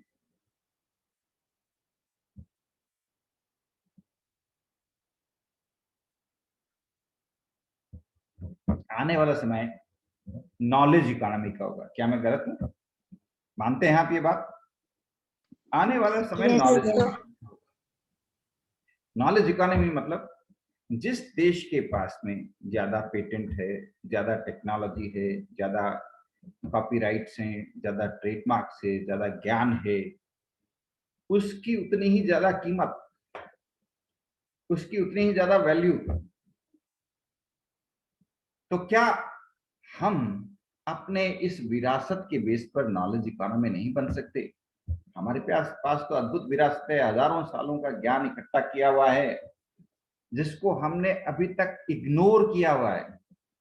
अगर इसको हम कंसोलिडेट करते हैं, प्रॉपर्ली प्रिजर्व करते हैं, प्रॉपर्ली मार्केटिंग करते हैं, हम दुनिया की सबसे बड़ी नॉलेज इकोनॉमी बन जाएंगे। भाई बीकाजी यानी भुजिया बनाने की टेक्निक, नमकीन बनाने की टेक्निक, ये हमारी नॉलेज इकोनॉमी का पार्ट होगा या नहीं होगा? होगा ना? हमारे Yes, sir. हमारे देश Yes, के जो सोनार, yes, sir. उनके पास वो कला है। कौन सी कला? मीनाकारी की है ना? वो उनके नाम पेटेंट होगी या नहीं होगी? होगी सर। तो फिर हमारे हर शहर में, हर गांव के अंदर लोगों के पास कोई ना कोई स्किल है। अगर उसको हम प्रॉपर्ली डॉक्यूमेंट करते हैं, प्रिजर्व करते हैं, तो क्या इससे हमारी नॉलेज इकोनॉमी नहीं बनेगी? मैं गलत हूं तो बताओ। No, sir. 1985 के आसपास अमेरिका के अंदर करीब 3 लाख पेटेंट थे।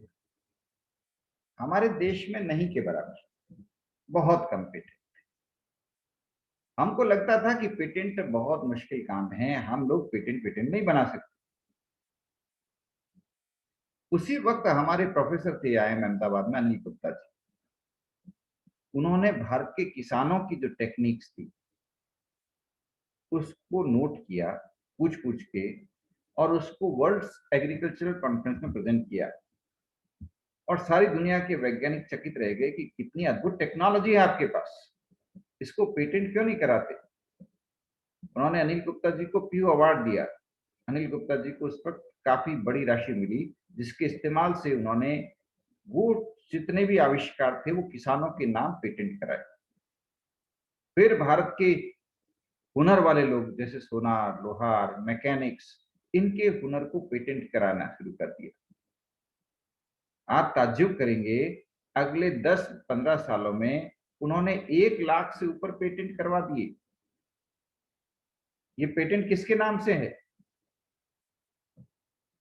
ये पेटेंट किसके नाम से है? कोई गैस तो लगाओ। अरे भाई, ये पेटेंट उन किसानों के नाम से है, उन हुनरमंद लोगों के नाम से है, इंजीनियर्स। वो टेक्नोलॉजी डेवलप की। क्या इससे नॉलेज इकोनॉमी को डेवलप मिल रहा है? मिल रहा है ना? Yes, sir. Yes, क्या sir. देश की Yes, नॉलेज sir. इकोनॉमी मजबूत बन रही है? बोलो हाँ। Yes, sir. Yes, sir. हमारे Yes, sir. देश के अंदर इंफीरियरिटी कॉम्प्लेक्स इतना भरा हुआ है, हीन भावना इतनी भरी हुई है कि देश के वैज्ञानिक मानने को तैयार नहीं है कि वो वैज्ञानिक, वो मानने को तैयार नहीं है कि उनको कोई टेक्नोलॉजी आती है, वो मानने को तैयार नहीं है कि वो कोई पेटेंट करवा सकते हैं। क्या आप किसी किसान से पूछेंगे, किसी सोनार से पूछेंगे, किसी लोहार से पूछेंगे, किसी कुम्हार से पूछेंगे कि क्या तुम्हें कोई टेक्नोलॉजी आती है? वो बोलेगा नहीं, मैं कोई टेक्नोलॉजी नहीं जानता, I am from backward class, क्योंकि यही रटा दिया गया है उनको। देश के अंदर देश के अंदर हमने अपने सबसे हुनरमंद लोगों को, अपने सबसे स्किल्ड लोगों को बैकवर्ड लोगों की कैटेगरी में खड़ा कर दिया है। उनके अंदर इंफीरियरिटी कॉम्प्लेक्स भर दिया है।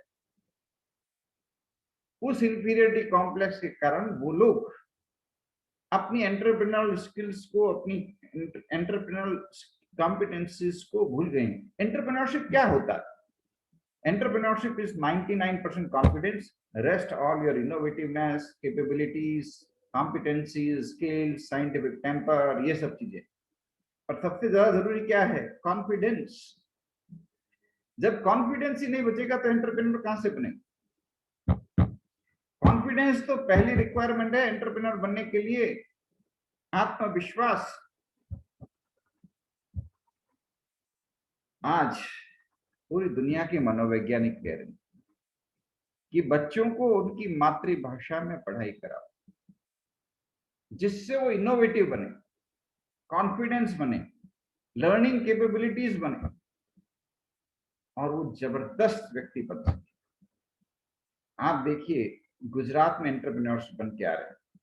गुजराती लोग बच्चों को प्राइमरी एजुकेशन गुजराती लैंग्वेज में देते हैं। नहीं नेटवर्क ठीक। गुजराती लोग अपने बच्चों को प्राइमरी एजुकेशन गुजराती लैंग्वेज में देते हैं और उससे क्या फायदा मिला? उससे फायदा ये मिला वहां पे एंटरप्रेन्योरशिप, इनोवेटिवनेस खूब ज्यादा बढ़ रही। और वो राजस्थान जिसने आजादी के पहले इतने ज्यादा एंटरप्रेन्योर्स किए। आजादी से पहले अगर आप टॉप 100 एंटरप्रेन्योर्स की लिस्ट बनाओगे तो उसमें से 90 एंटरप्रेन्योर्स राजस्थान से निकलेंगे। कोई बिड़ला है, कोई भांगड़ है, कोई डालमिया है, कोई सेक्सरिया है। और अब तो एंटरप्रेन्योर्स का अकाल हो गया है। अब तो एंटरप्रेन्योर्स का अकाल हो गया है दोस्तों। आप जिस राजस्थान के से निकले हो, आपकी पीढ़ी के अंदर मारवाड़ी की एजुकेशन बंद हो गई, राजस्थानी में भी पढ़ाई बंद हो गई।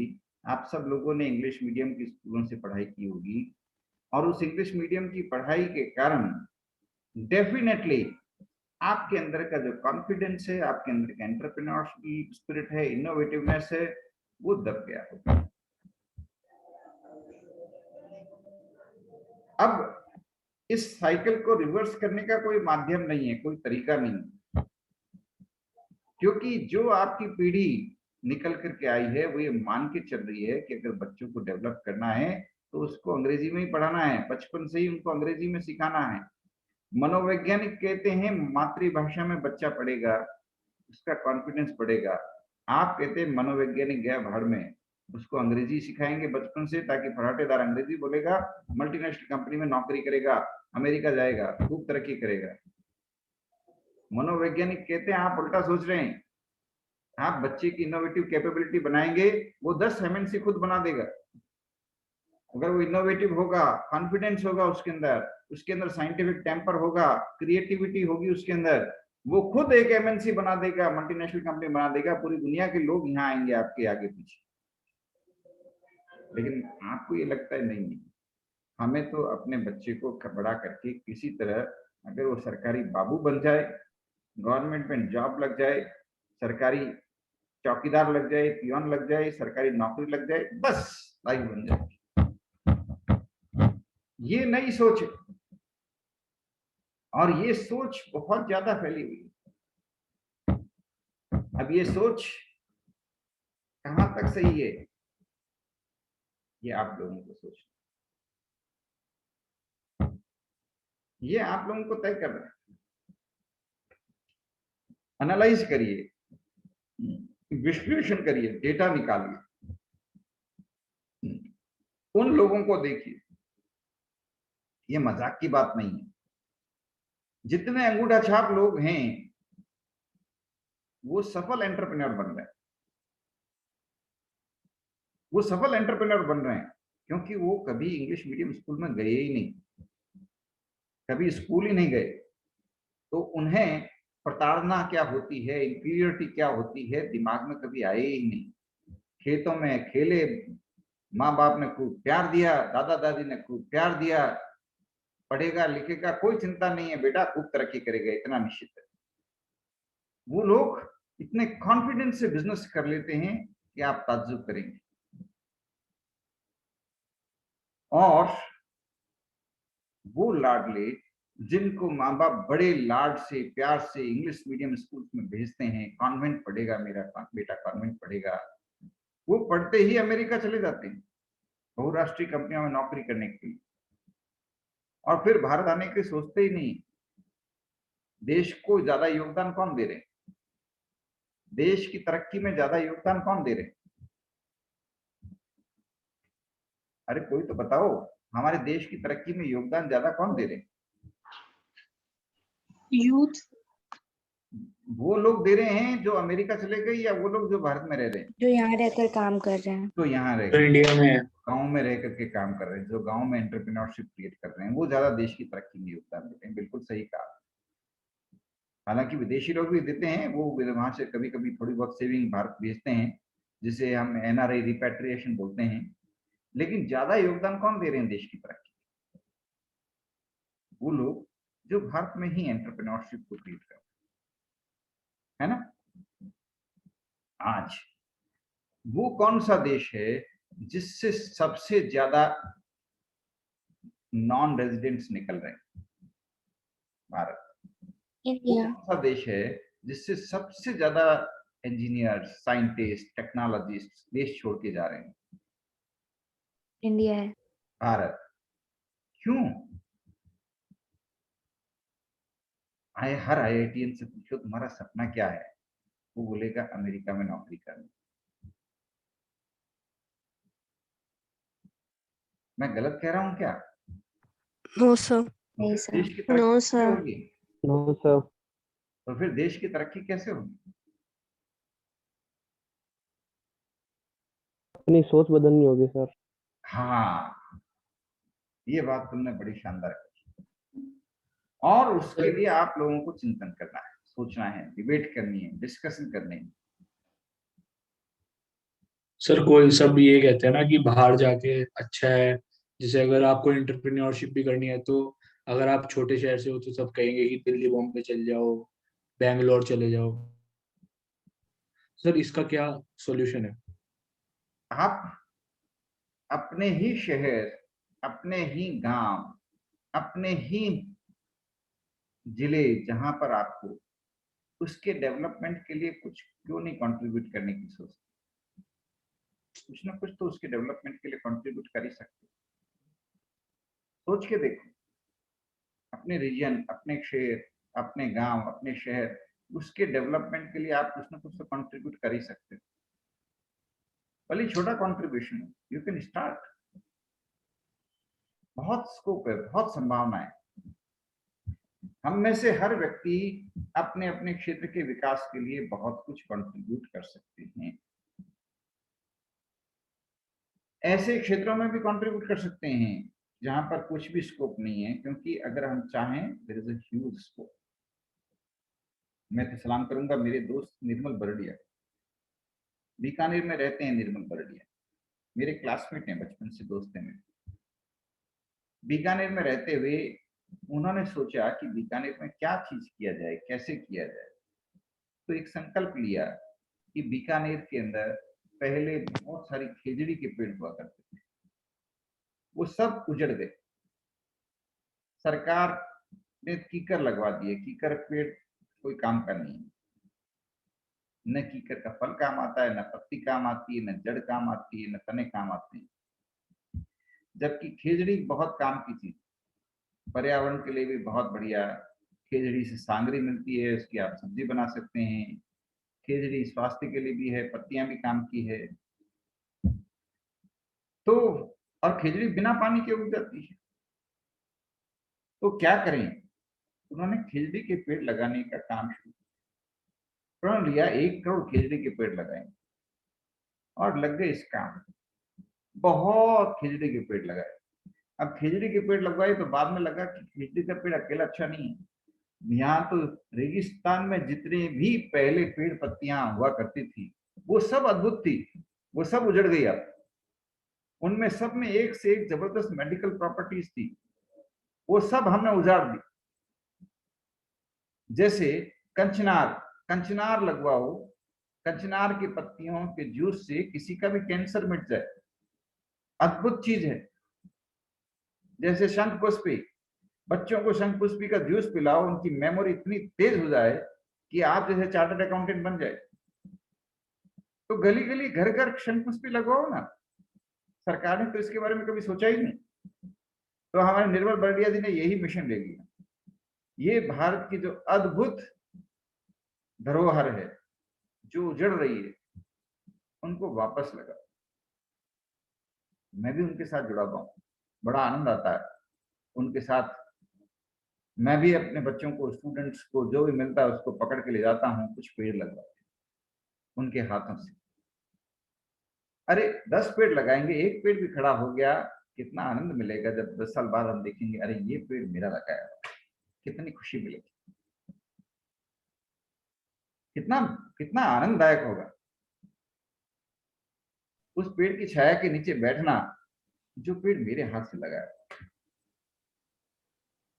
हमारे पॉलिसी मेकर्स ने, हमारे प्रशासक वर्ग ने पिछले 30-40 सालों में हमारी सारी वनौषधियों को उजाड़ दिया, लेकिन निर्मल बरड़िया जैसे लोग हैं जो उन सब को वापस उगा रहे हैं। अब बीकानेर के जंगलों के अंदर, बीकानेर के दूर दराज के क्षेत्रों में निर्मल बरड़िया के प्रयासों से आपको खूब खिजड़ी के पेड़ मिल जाएंगे, खूब कंचनार मिल जाएगा, खूब शंख पुष्प मिल जाएंगे, गिलॉय की बेलें मिल जाएगी, सब फैल रही हैं। और आप जैसे युवा जुड़कते गए, वाह कितना मजा आ जाए, कितना आनंद आएगा। और ये हमारे रेगिस्तान में फैली वनस्पतियां अद्भुत औषधियां हैं, इनसे कितना फायदा मिल सकता है, ये चुन चुन करके हमको देखना है, फैलाना है समझ के साथ। तो अगर कोई व्यक्ति कुछ करना चाहे तो छोटे से छोटे कस्बे में, छोटे से छोटे गांव में बहुत कुछ किया जा सकता है, बहुत कुछ हो सकता है। मैंने अपने घर की छोटे से गार्डन में ही तुलसी के पौधे लगाने शुरू किए, जो मिलता उसको तुलसी का पौधा देना शुरू कर दिया। आनंद मिलता गया लोगों को तुलसी के पौधे बांटने में। मैं आप जैसे युवाओं को यही रिक्वेस्ट करता हूँ कि यार कम से कम अपने मोहल्ले के 10 घरों के अंदर तुलसी का एक एक पौधा लगवाओ। सर कैंसर के लिए कौन सा पौधा बताया था आपने? थोड़ा तेज बोलेंगे। सर कैंसर के लिए कौन सा पौधा बताया था आपने? अगर कंचनार सुनाई देगा क्या आपको? Okay sir. हाँ हाँ जी सर। हाँ, आप कहाँ रहते हो? सर उत्तर प्रदेश सहारनपुर। अच्छा, उत्तर प्रदेश सहारनपुर से। मैं तो पंजाब के लोगों को जरूर रिक्वेस्ट करता हूँ कि भाई हर घर के अंदर कंचनार का पौधा लगा दो। पंजाब में कैंसर बहुत ज्यादा फैला हुआ है, हर घर के लोग कंचनार के पत्तियों का जूस पियेंगे तो बीमारी खत्म हो जाएगी। कैंसर पंजाब में बहुत फैल गया कैंसर। अब जैसे जैसे केमिकल का इस्तेमाल बढ़ रहा है, ये सब केमिकल विदेशों से आए हुए हैं। ये जो भी टेक्नोलॉजी हमारे पास विदेशों से आई है, उसने हमारे देश के अंदर इतना नुकसान पहुंचाया है। ये केमिकल्स, पेस्टिसाइड्स इतने जहरीले हैं, ये इनके कारण कैंसर जैसी खतरनाक बीमारियां हो रही। आप लोग सब लोग XYZ कंपनी का टूथपेस्ट काम में लेते हो, है ना? वो टूथपेस्ट इतना स्ट्रॉन्ग केमिकल है कि आपके दांतों को तो कुचल ही डालता है, गला डालता है, पेट में चला गया तो आंतड़ियों को भी जला डाले। रेगुलर इस्तेमाल करिए और अपनी आंतड़ियों को धो डालिए, खत्म कर डालिए। मैंने भी अपने दांत खत्म कर दिए थे, लेकिन फिर अकल आई। अब क्या करता हूं? आप में से कोई बता सकता है? नीम की दातुन नीम की वो दातुन इस्तेमाल करता हूं। अब सिर्फ नीम का दातुन इस्तेमाल करता हूं, और नीम के दातुन के इस्तेमाल से सारी बीमारियों से मुक्ति। मैं गारंटी देता हूं मुझे कोई कोरोना जैसी बीमारी नहीं हो सकती, क्योंकि मैं रेगुलर नीम का इस्तेमाल करता हूं। मेरी वाइफ को कोरोना हो गया, बड़ी चिंतित हुई, मेरे को बोली दूर रहो, कोरोना हो जाएगा। मैंने कहा मुझे नहीं होगा, तुम लोगों ने नीम नहीं अपनाया, मैंने नीम अपनाया। मैं रेगुलर नीम का इस्तेमाल करता हूँ, रेगुलर नीम का दातन करता हूँ, रेगुलर नीम का जूस मेरे शरीर में जाता है।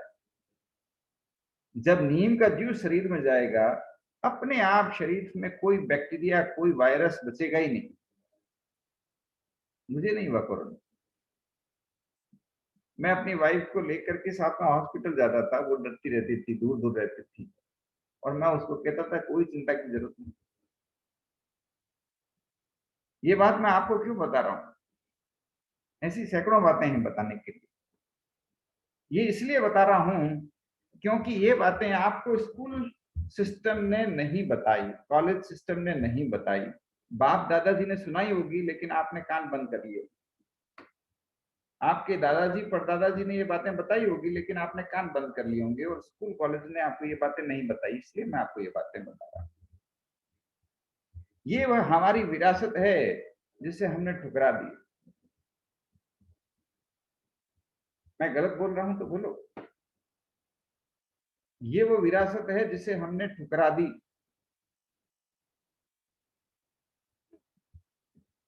अब इस विरासत को बचाने की जिम्मेदारी आपकी। बचाना चाहो तो, नहीं बचाओगे तो आपकी अगली पीढ़ी तक ये विरासत नहीं बचेगी, ये भी गारंटी है। ये विरासत जो हमारे देश में 15,000 25,000 सालों से बरकरार है, 25,000 सालों से जो विरासत बरकरार है, वो विरासत आपकी पीढ़ी पे आके खत्म हो जाएगी। जिस विरासत को 300 सालों में अंग्रेज नहीं मिटा पाए, जिस विरासत को हजारों सालों से लुटेरे नहीं उजाड़ पाए, वो विरासत आपकी पीढ़ी के साथ में लास्ट दी एंड पे पहुंचेगी।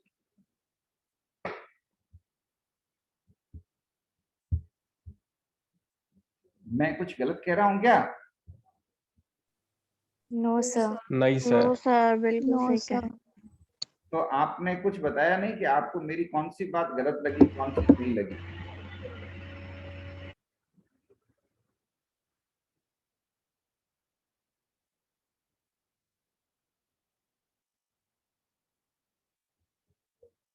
कोई प्रश्न आपकी तरफ से, आपके जहन में कोई प्रश्न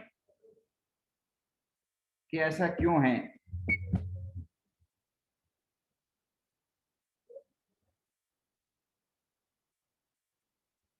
हमारे इस देश का दुर्भाग्य देखिए। दुनिया की सबसे समृद्ध लैंग्वेज कौन सी है? सबसे साइंटिफिक लैंग्वेज कौन सी है? संस्कृत। संस्कृत। संस्कृत। लेकिन किसी स्कूल में नहीं पढ़ाई जाती ढंग से।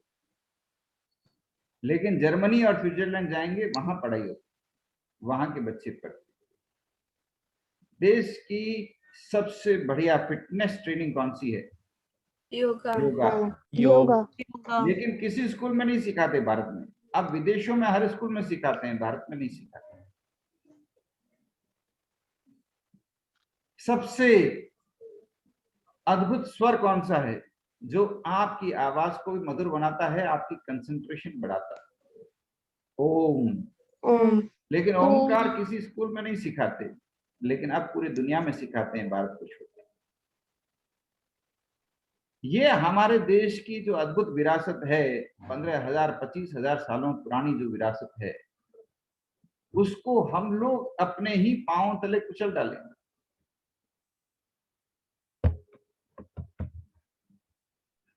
आज से 25,000 साल पहले, 30,000 साल पहले, जब ना अमेरिका था ना यूरोप था, उनका अस्तित्व ही नहीं था, तब हमें ये पता था कि बैक्टीरिया क्या होता है, वायरस क्या होता है, हवा में भी जो अणु परमाणु नजर आते हैं वो जीवित हैं, उनमें भी जीवन है। और आज हमको पश्चिम ये सिखा रहा है, जिसको जुम्मा 100 साल हुए हैं, वो ये बता रहा है कि आप लोगों को विज्ञान नहीं आता, आप विज्ञान हमसे सीखिए। आप लोगों को विज्ञान सीखना है तो अमेरिका आइए, आप लोगों को विज्ञान सीखना है तो यूरोप जाइए। हमारे देश के अंदर, हमारे इस धरती के अंदर, भारत धरती में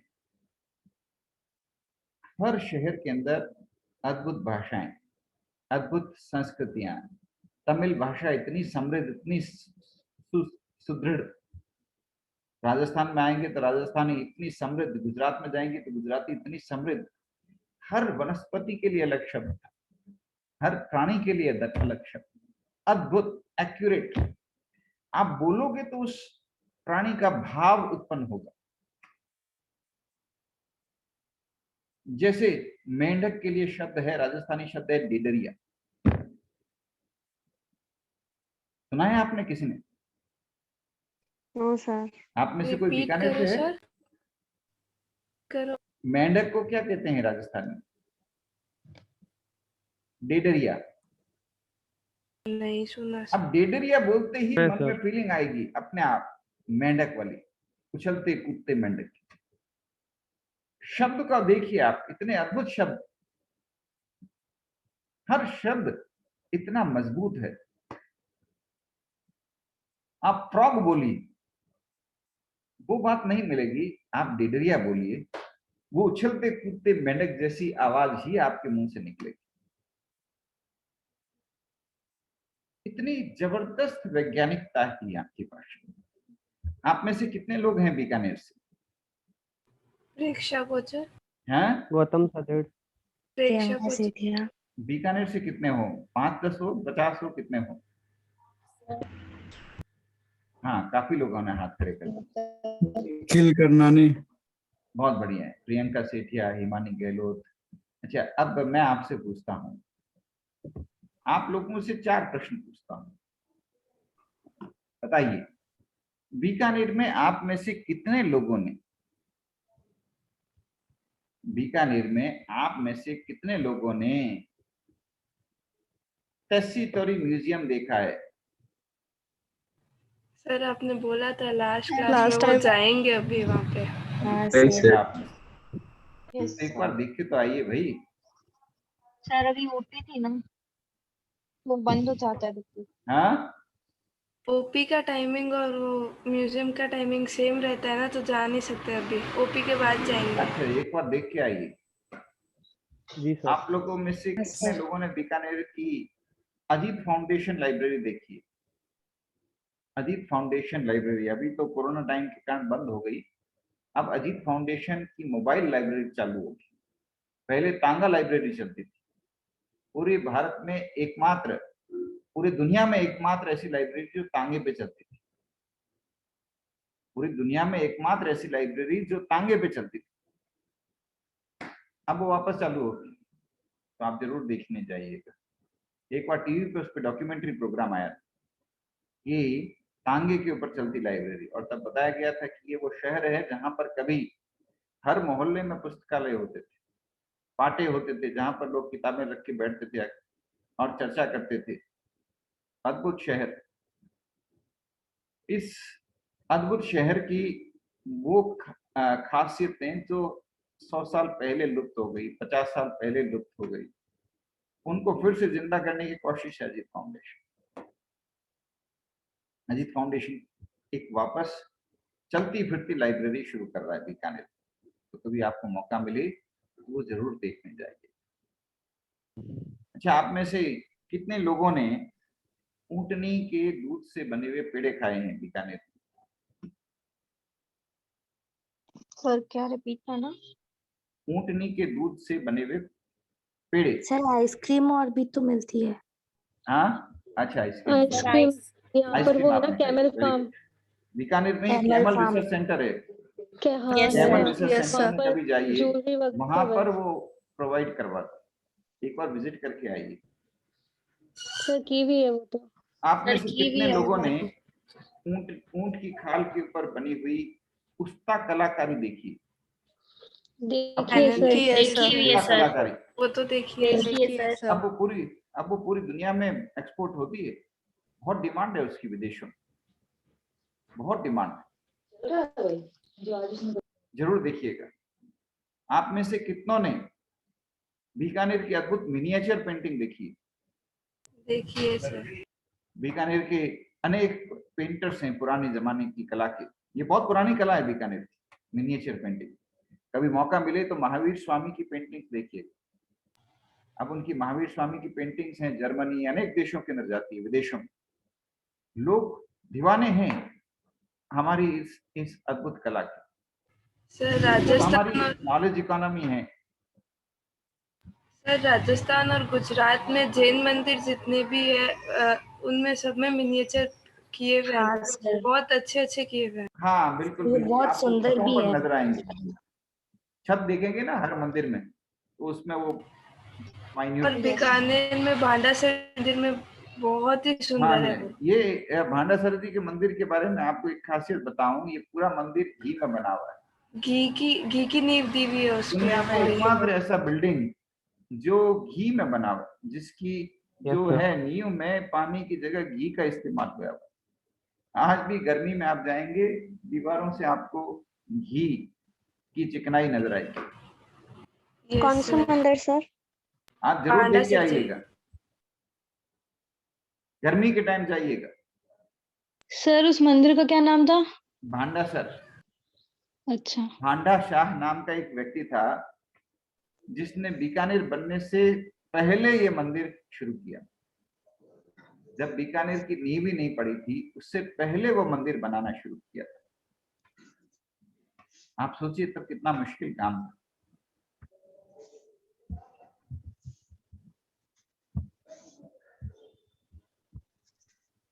तो आज हम लोग बात कर रहे हैं कि दुनिया की सबसे समृद्ध अर्थव्यवस्था कौन है। वो है दुनिया की सबसे समृद्ध अर्थव्यवस्था जिनकी नॉलेज इकोनॉमी सबसे ज्यादा पावर, जिनके पास ज्ञान सबसे ज्यादा है, जिनके पास संस्कृति सबसे ज्यादा मजबूत है, जिनके पास हैप्पीनेस सबसे ज्यादा है।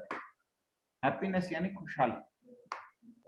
इनफैक्ट अभी कई देशों ने जीडीपी कैलकुलेशन करने की जगह हैप्पीनेस कैलकुलेशन शुरू कर दिया कि जीडीपी कैलकुलेट करके क्या करेंगे, हैप्पीनेस को कैलकुलेट करेंगे।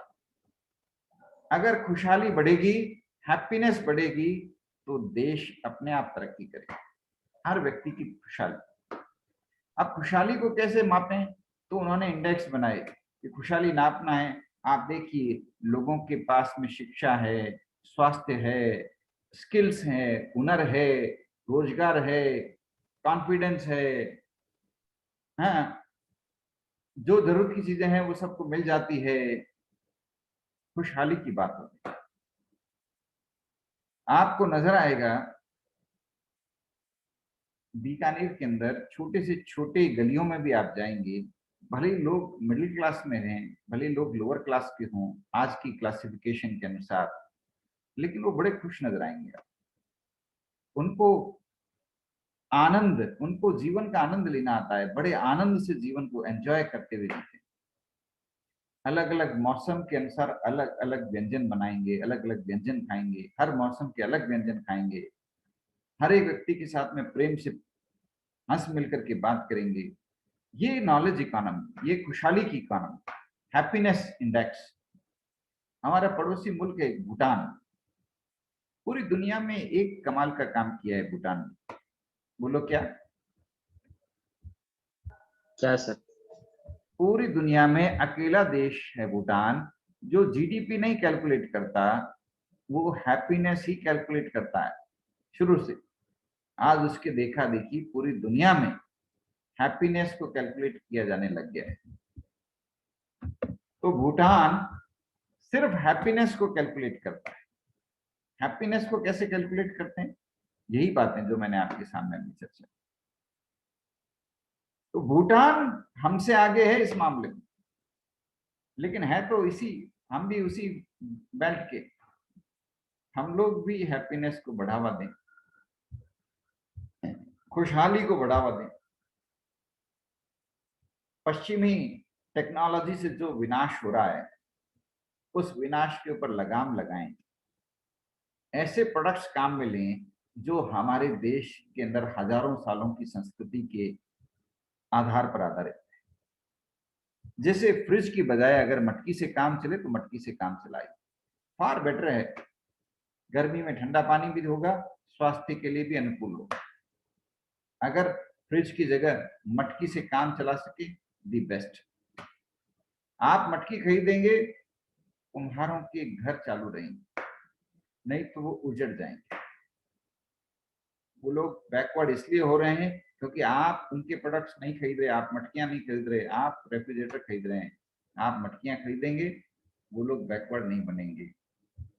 हम तो चाहते हैं आप में से कोई एंटरप्रेन्योर्स आगे आए, स्टार्टअप शुरू करें और इन मटकियों को पूरी दुनिया में एक्सपोर्ट करें, थोड़ा सा टेक्नोलॉजिकली मॉडिफाई करके। अद्भुत चीजें हैं, फ्रिज से फार बेटर। फ्रिज के सारी बेनिफिट्स इनमें हैं और कोई नुकसान नहीं है, एनवायरनमेंट को कोई नुकसान नहीं है। फ्रिज से एनवायरनमेंट को नुकसान, मटकी से एनवायरनमेंट को कोई नुकसान नहीं। आप लोग चाहें तो स्टार्टअप शुरू कर सकते हैं, साइकिल्स को बढ़ावा दे सकते हैं। पहले बीकानेर में हर मोहल्ले में साइकिल हब्स हुआ करते थे, अब नहीं। साइकिल हब्स शुरू कर सकते हैं आप, लोगों को पैदल चलने के लिए एनकरेज कर सकते हैं, ताकि ये बड़ी बड़ी कारों का जो आतंक फैल रहा है, प्रदूषण फैल रहा है, दुर्घटनाएं फैल रही है, जीवन खत्म हो रहा है, ये खत्म। आप लोग चाहें तो मेरे साथ में आप भी आवाज उठाएं। मैं तो सरकार से अनुरोध करते करते थक गया कि आप रेलवे का ट्रांसपोर्टेशन इंप्रूव करिए, ट्रकों की जरूरत ही खत्म हो जाएगी। ट्रकों की क्या जरूरत है? ट्रकों से रेल से ढुलाई, ट्रकों की तुलना में रेल से ढुलाई करने पे कॉस्ट आती है 10%। पॉल्यूशन होता है बहुत कम, एक्सीडेंट्स नहीं के बराबर। तो रेलवे को इंप्रूव करिए, रेलवे की ऑपरेशनल एफिशिएंसी को इंप्रूव करिए, माल परिवहन रेल से चालू कर दीजिए, प्राइवेट सेक्टर को भी मौका दीजिए रेल के थ्रू माल परिवहन करने का, और ट्रकों का यातायात करीब करीब खत्म हो जाने दीजिए। कितना भला हो जाएगा इस देश। इन दिशाओं में सोचने की जरूरत है, इन दिशाओं में काम करने की जरूरत है। आप लोग अपनी प्रोफेशनल एफिशिएंसी से, अपनी प्रोफेशनल एक्सपर्टीज से इकोनॉमी को इंप्रूव करने के लिए जबरदस्त कंट्रीब्यूशन दे सकते हैं।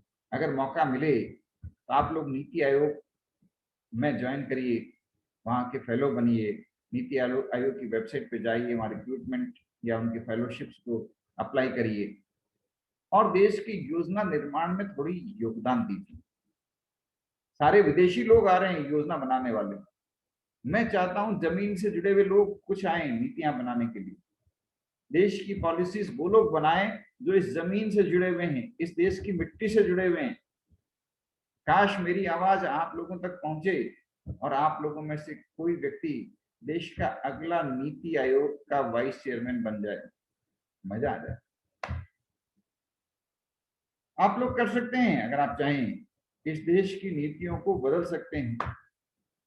यहाँ हर गांव के अंदर खुशहाली आ सकती है, हर गांव में एंटरप्रेन्योरशिप हो सकती है, और गांव गांव में एंटरप्रेन्योरशिप होगी तो क्या होगा, गांव से शहरों का पलायन रुक जाएगा। मुझे तो तरस आता है उन नीति शास्त्रियों पर, उन अर्थशास्त्रियों पर जो अपनी पॉलिसी में सबसे पहले यही लिखते हैं कि हमारा मकसद है कि लोग गांव छोड़ करके गांव से शहरों की तरफ पलायन करें और शहरों में आएं और शहरों में बसें। जबकि मैं चाहता हूं आप जैसे प्लानर्स आगे आए जो ये कहें कि जो व्यक्ति गांव में है वो गांव में ही अपना उद्यम शुरू करे, जो वो काम कर रहा है उस वक्त को और बेहतर ढंग से करे। इस लायक उसे बनाने के लिए नीतियां बनाएंगे, कितना मजा आएगा।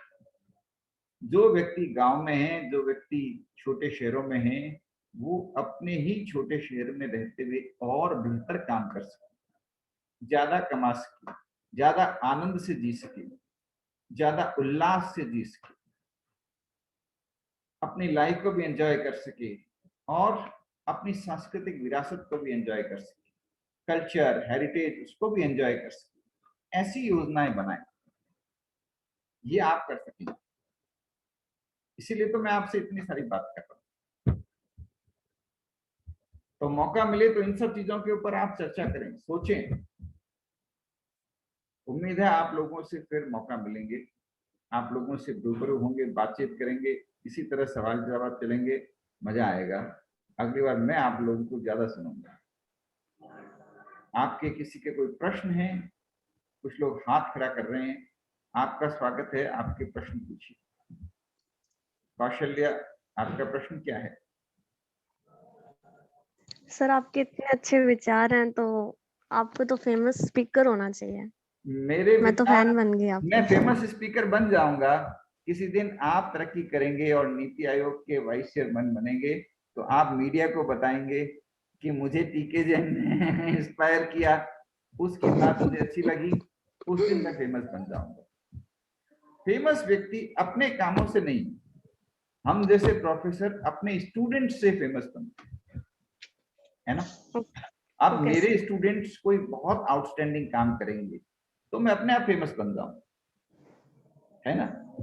अब मैंने आपसे कोई बात कही, आपने उसको अमल किया और आपके काम से आपका भी नाम होगा और मेरा भी नाम हो जाएगा। कितना आसान काम है मेरे लिए।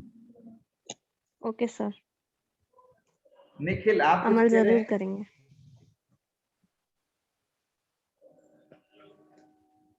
निखिल, आप कुछ कह रहे हैं?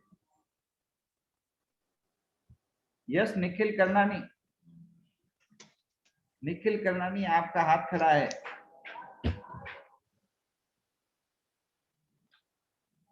नहीं, निखिल को शायद सुनाई नहीं दे रहा, कोई बात नहीं। तो with that we end our discussion. Thank you all. Thank you, sir. Thank you very much. Thank you, sir. For your time. Thank you, sir. We will Thank meet you, sir.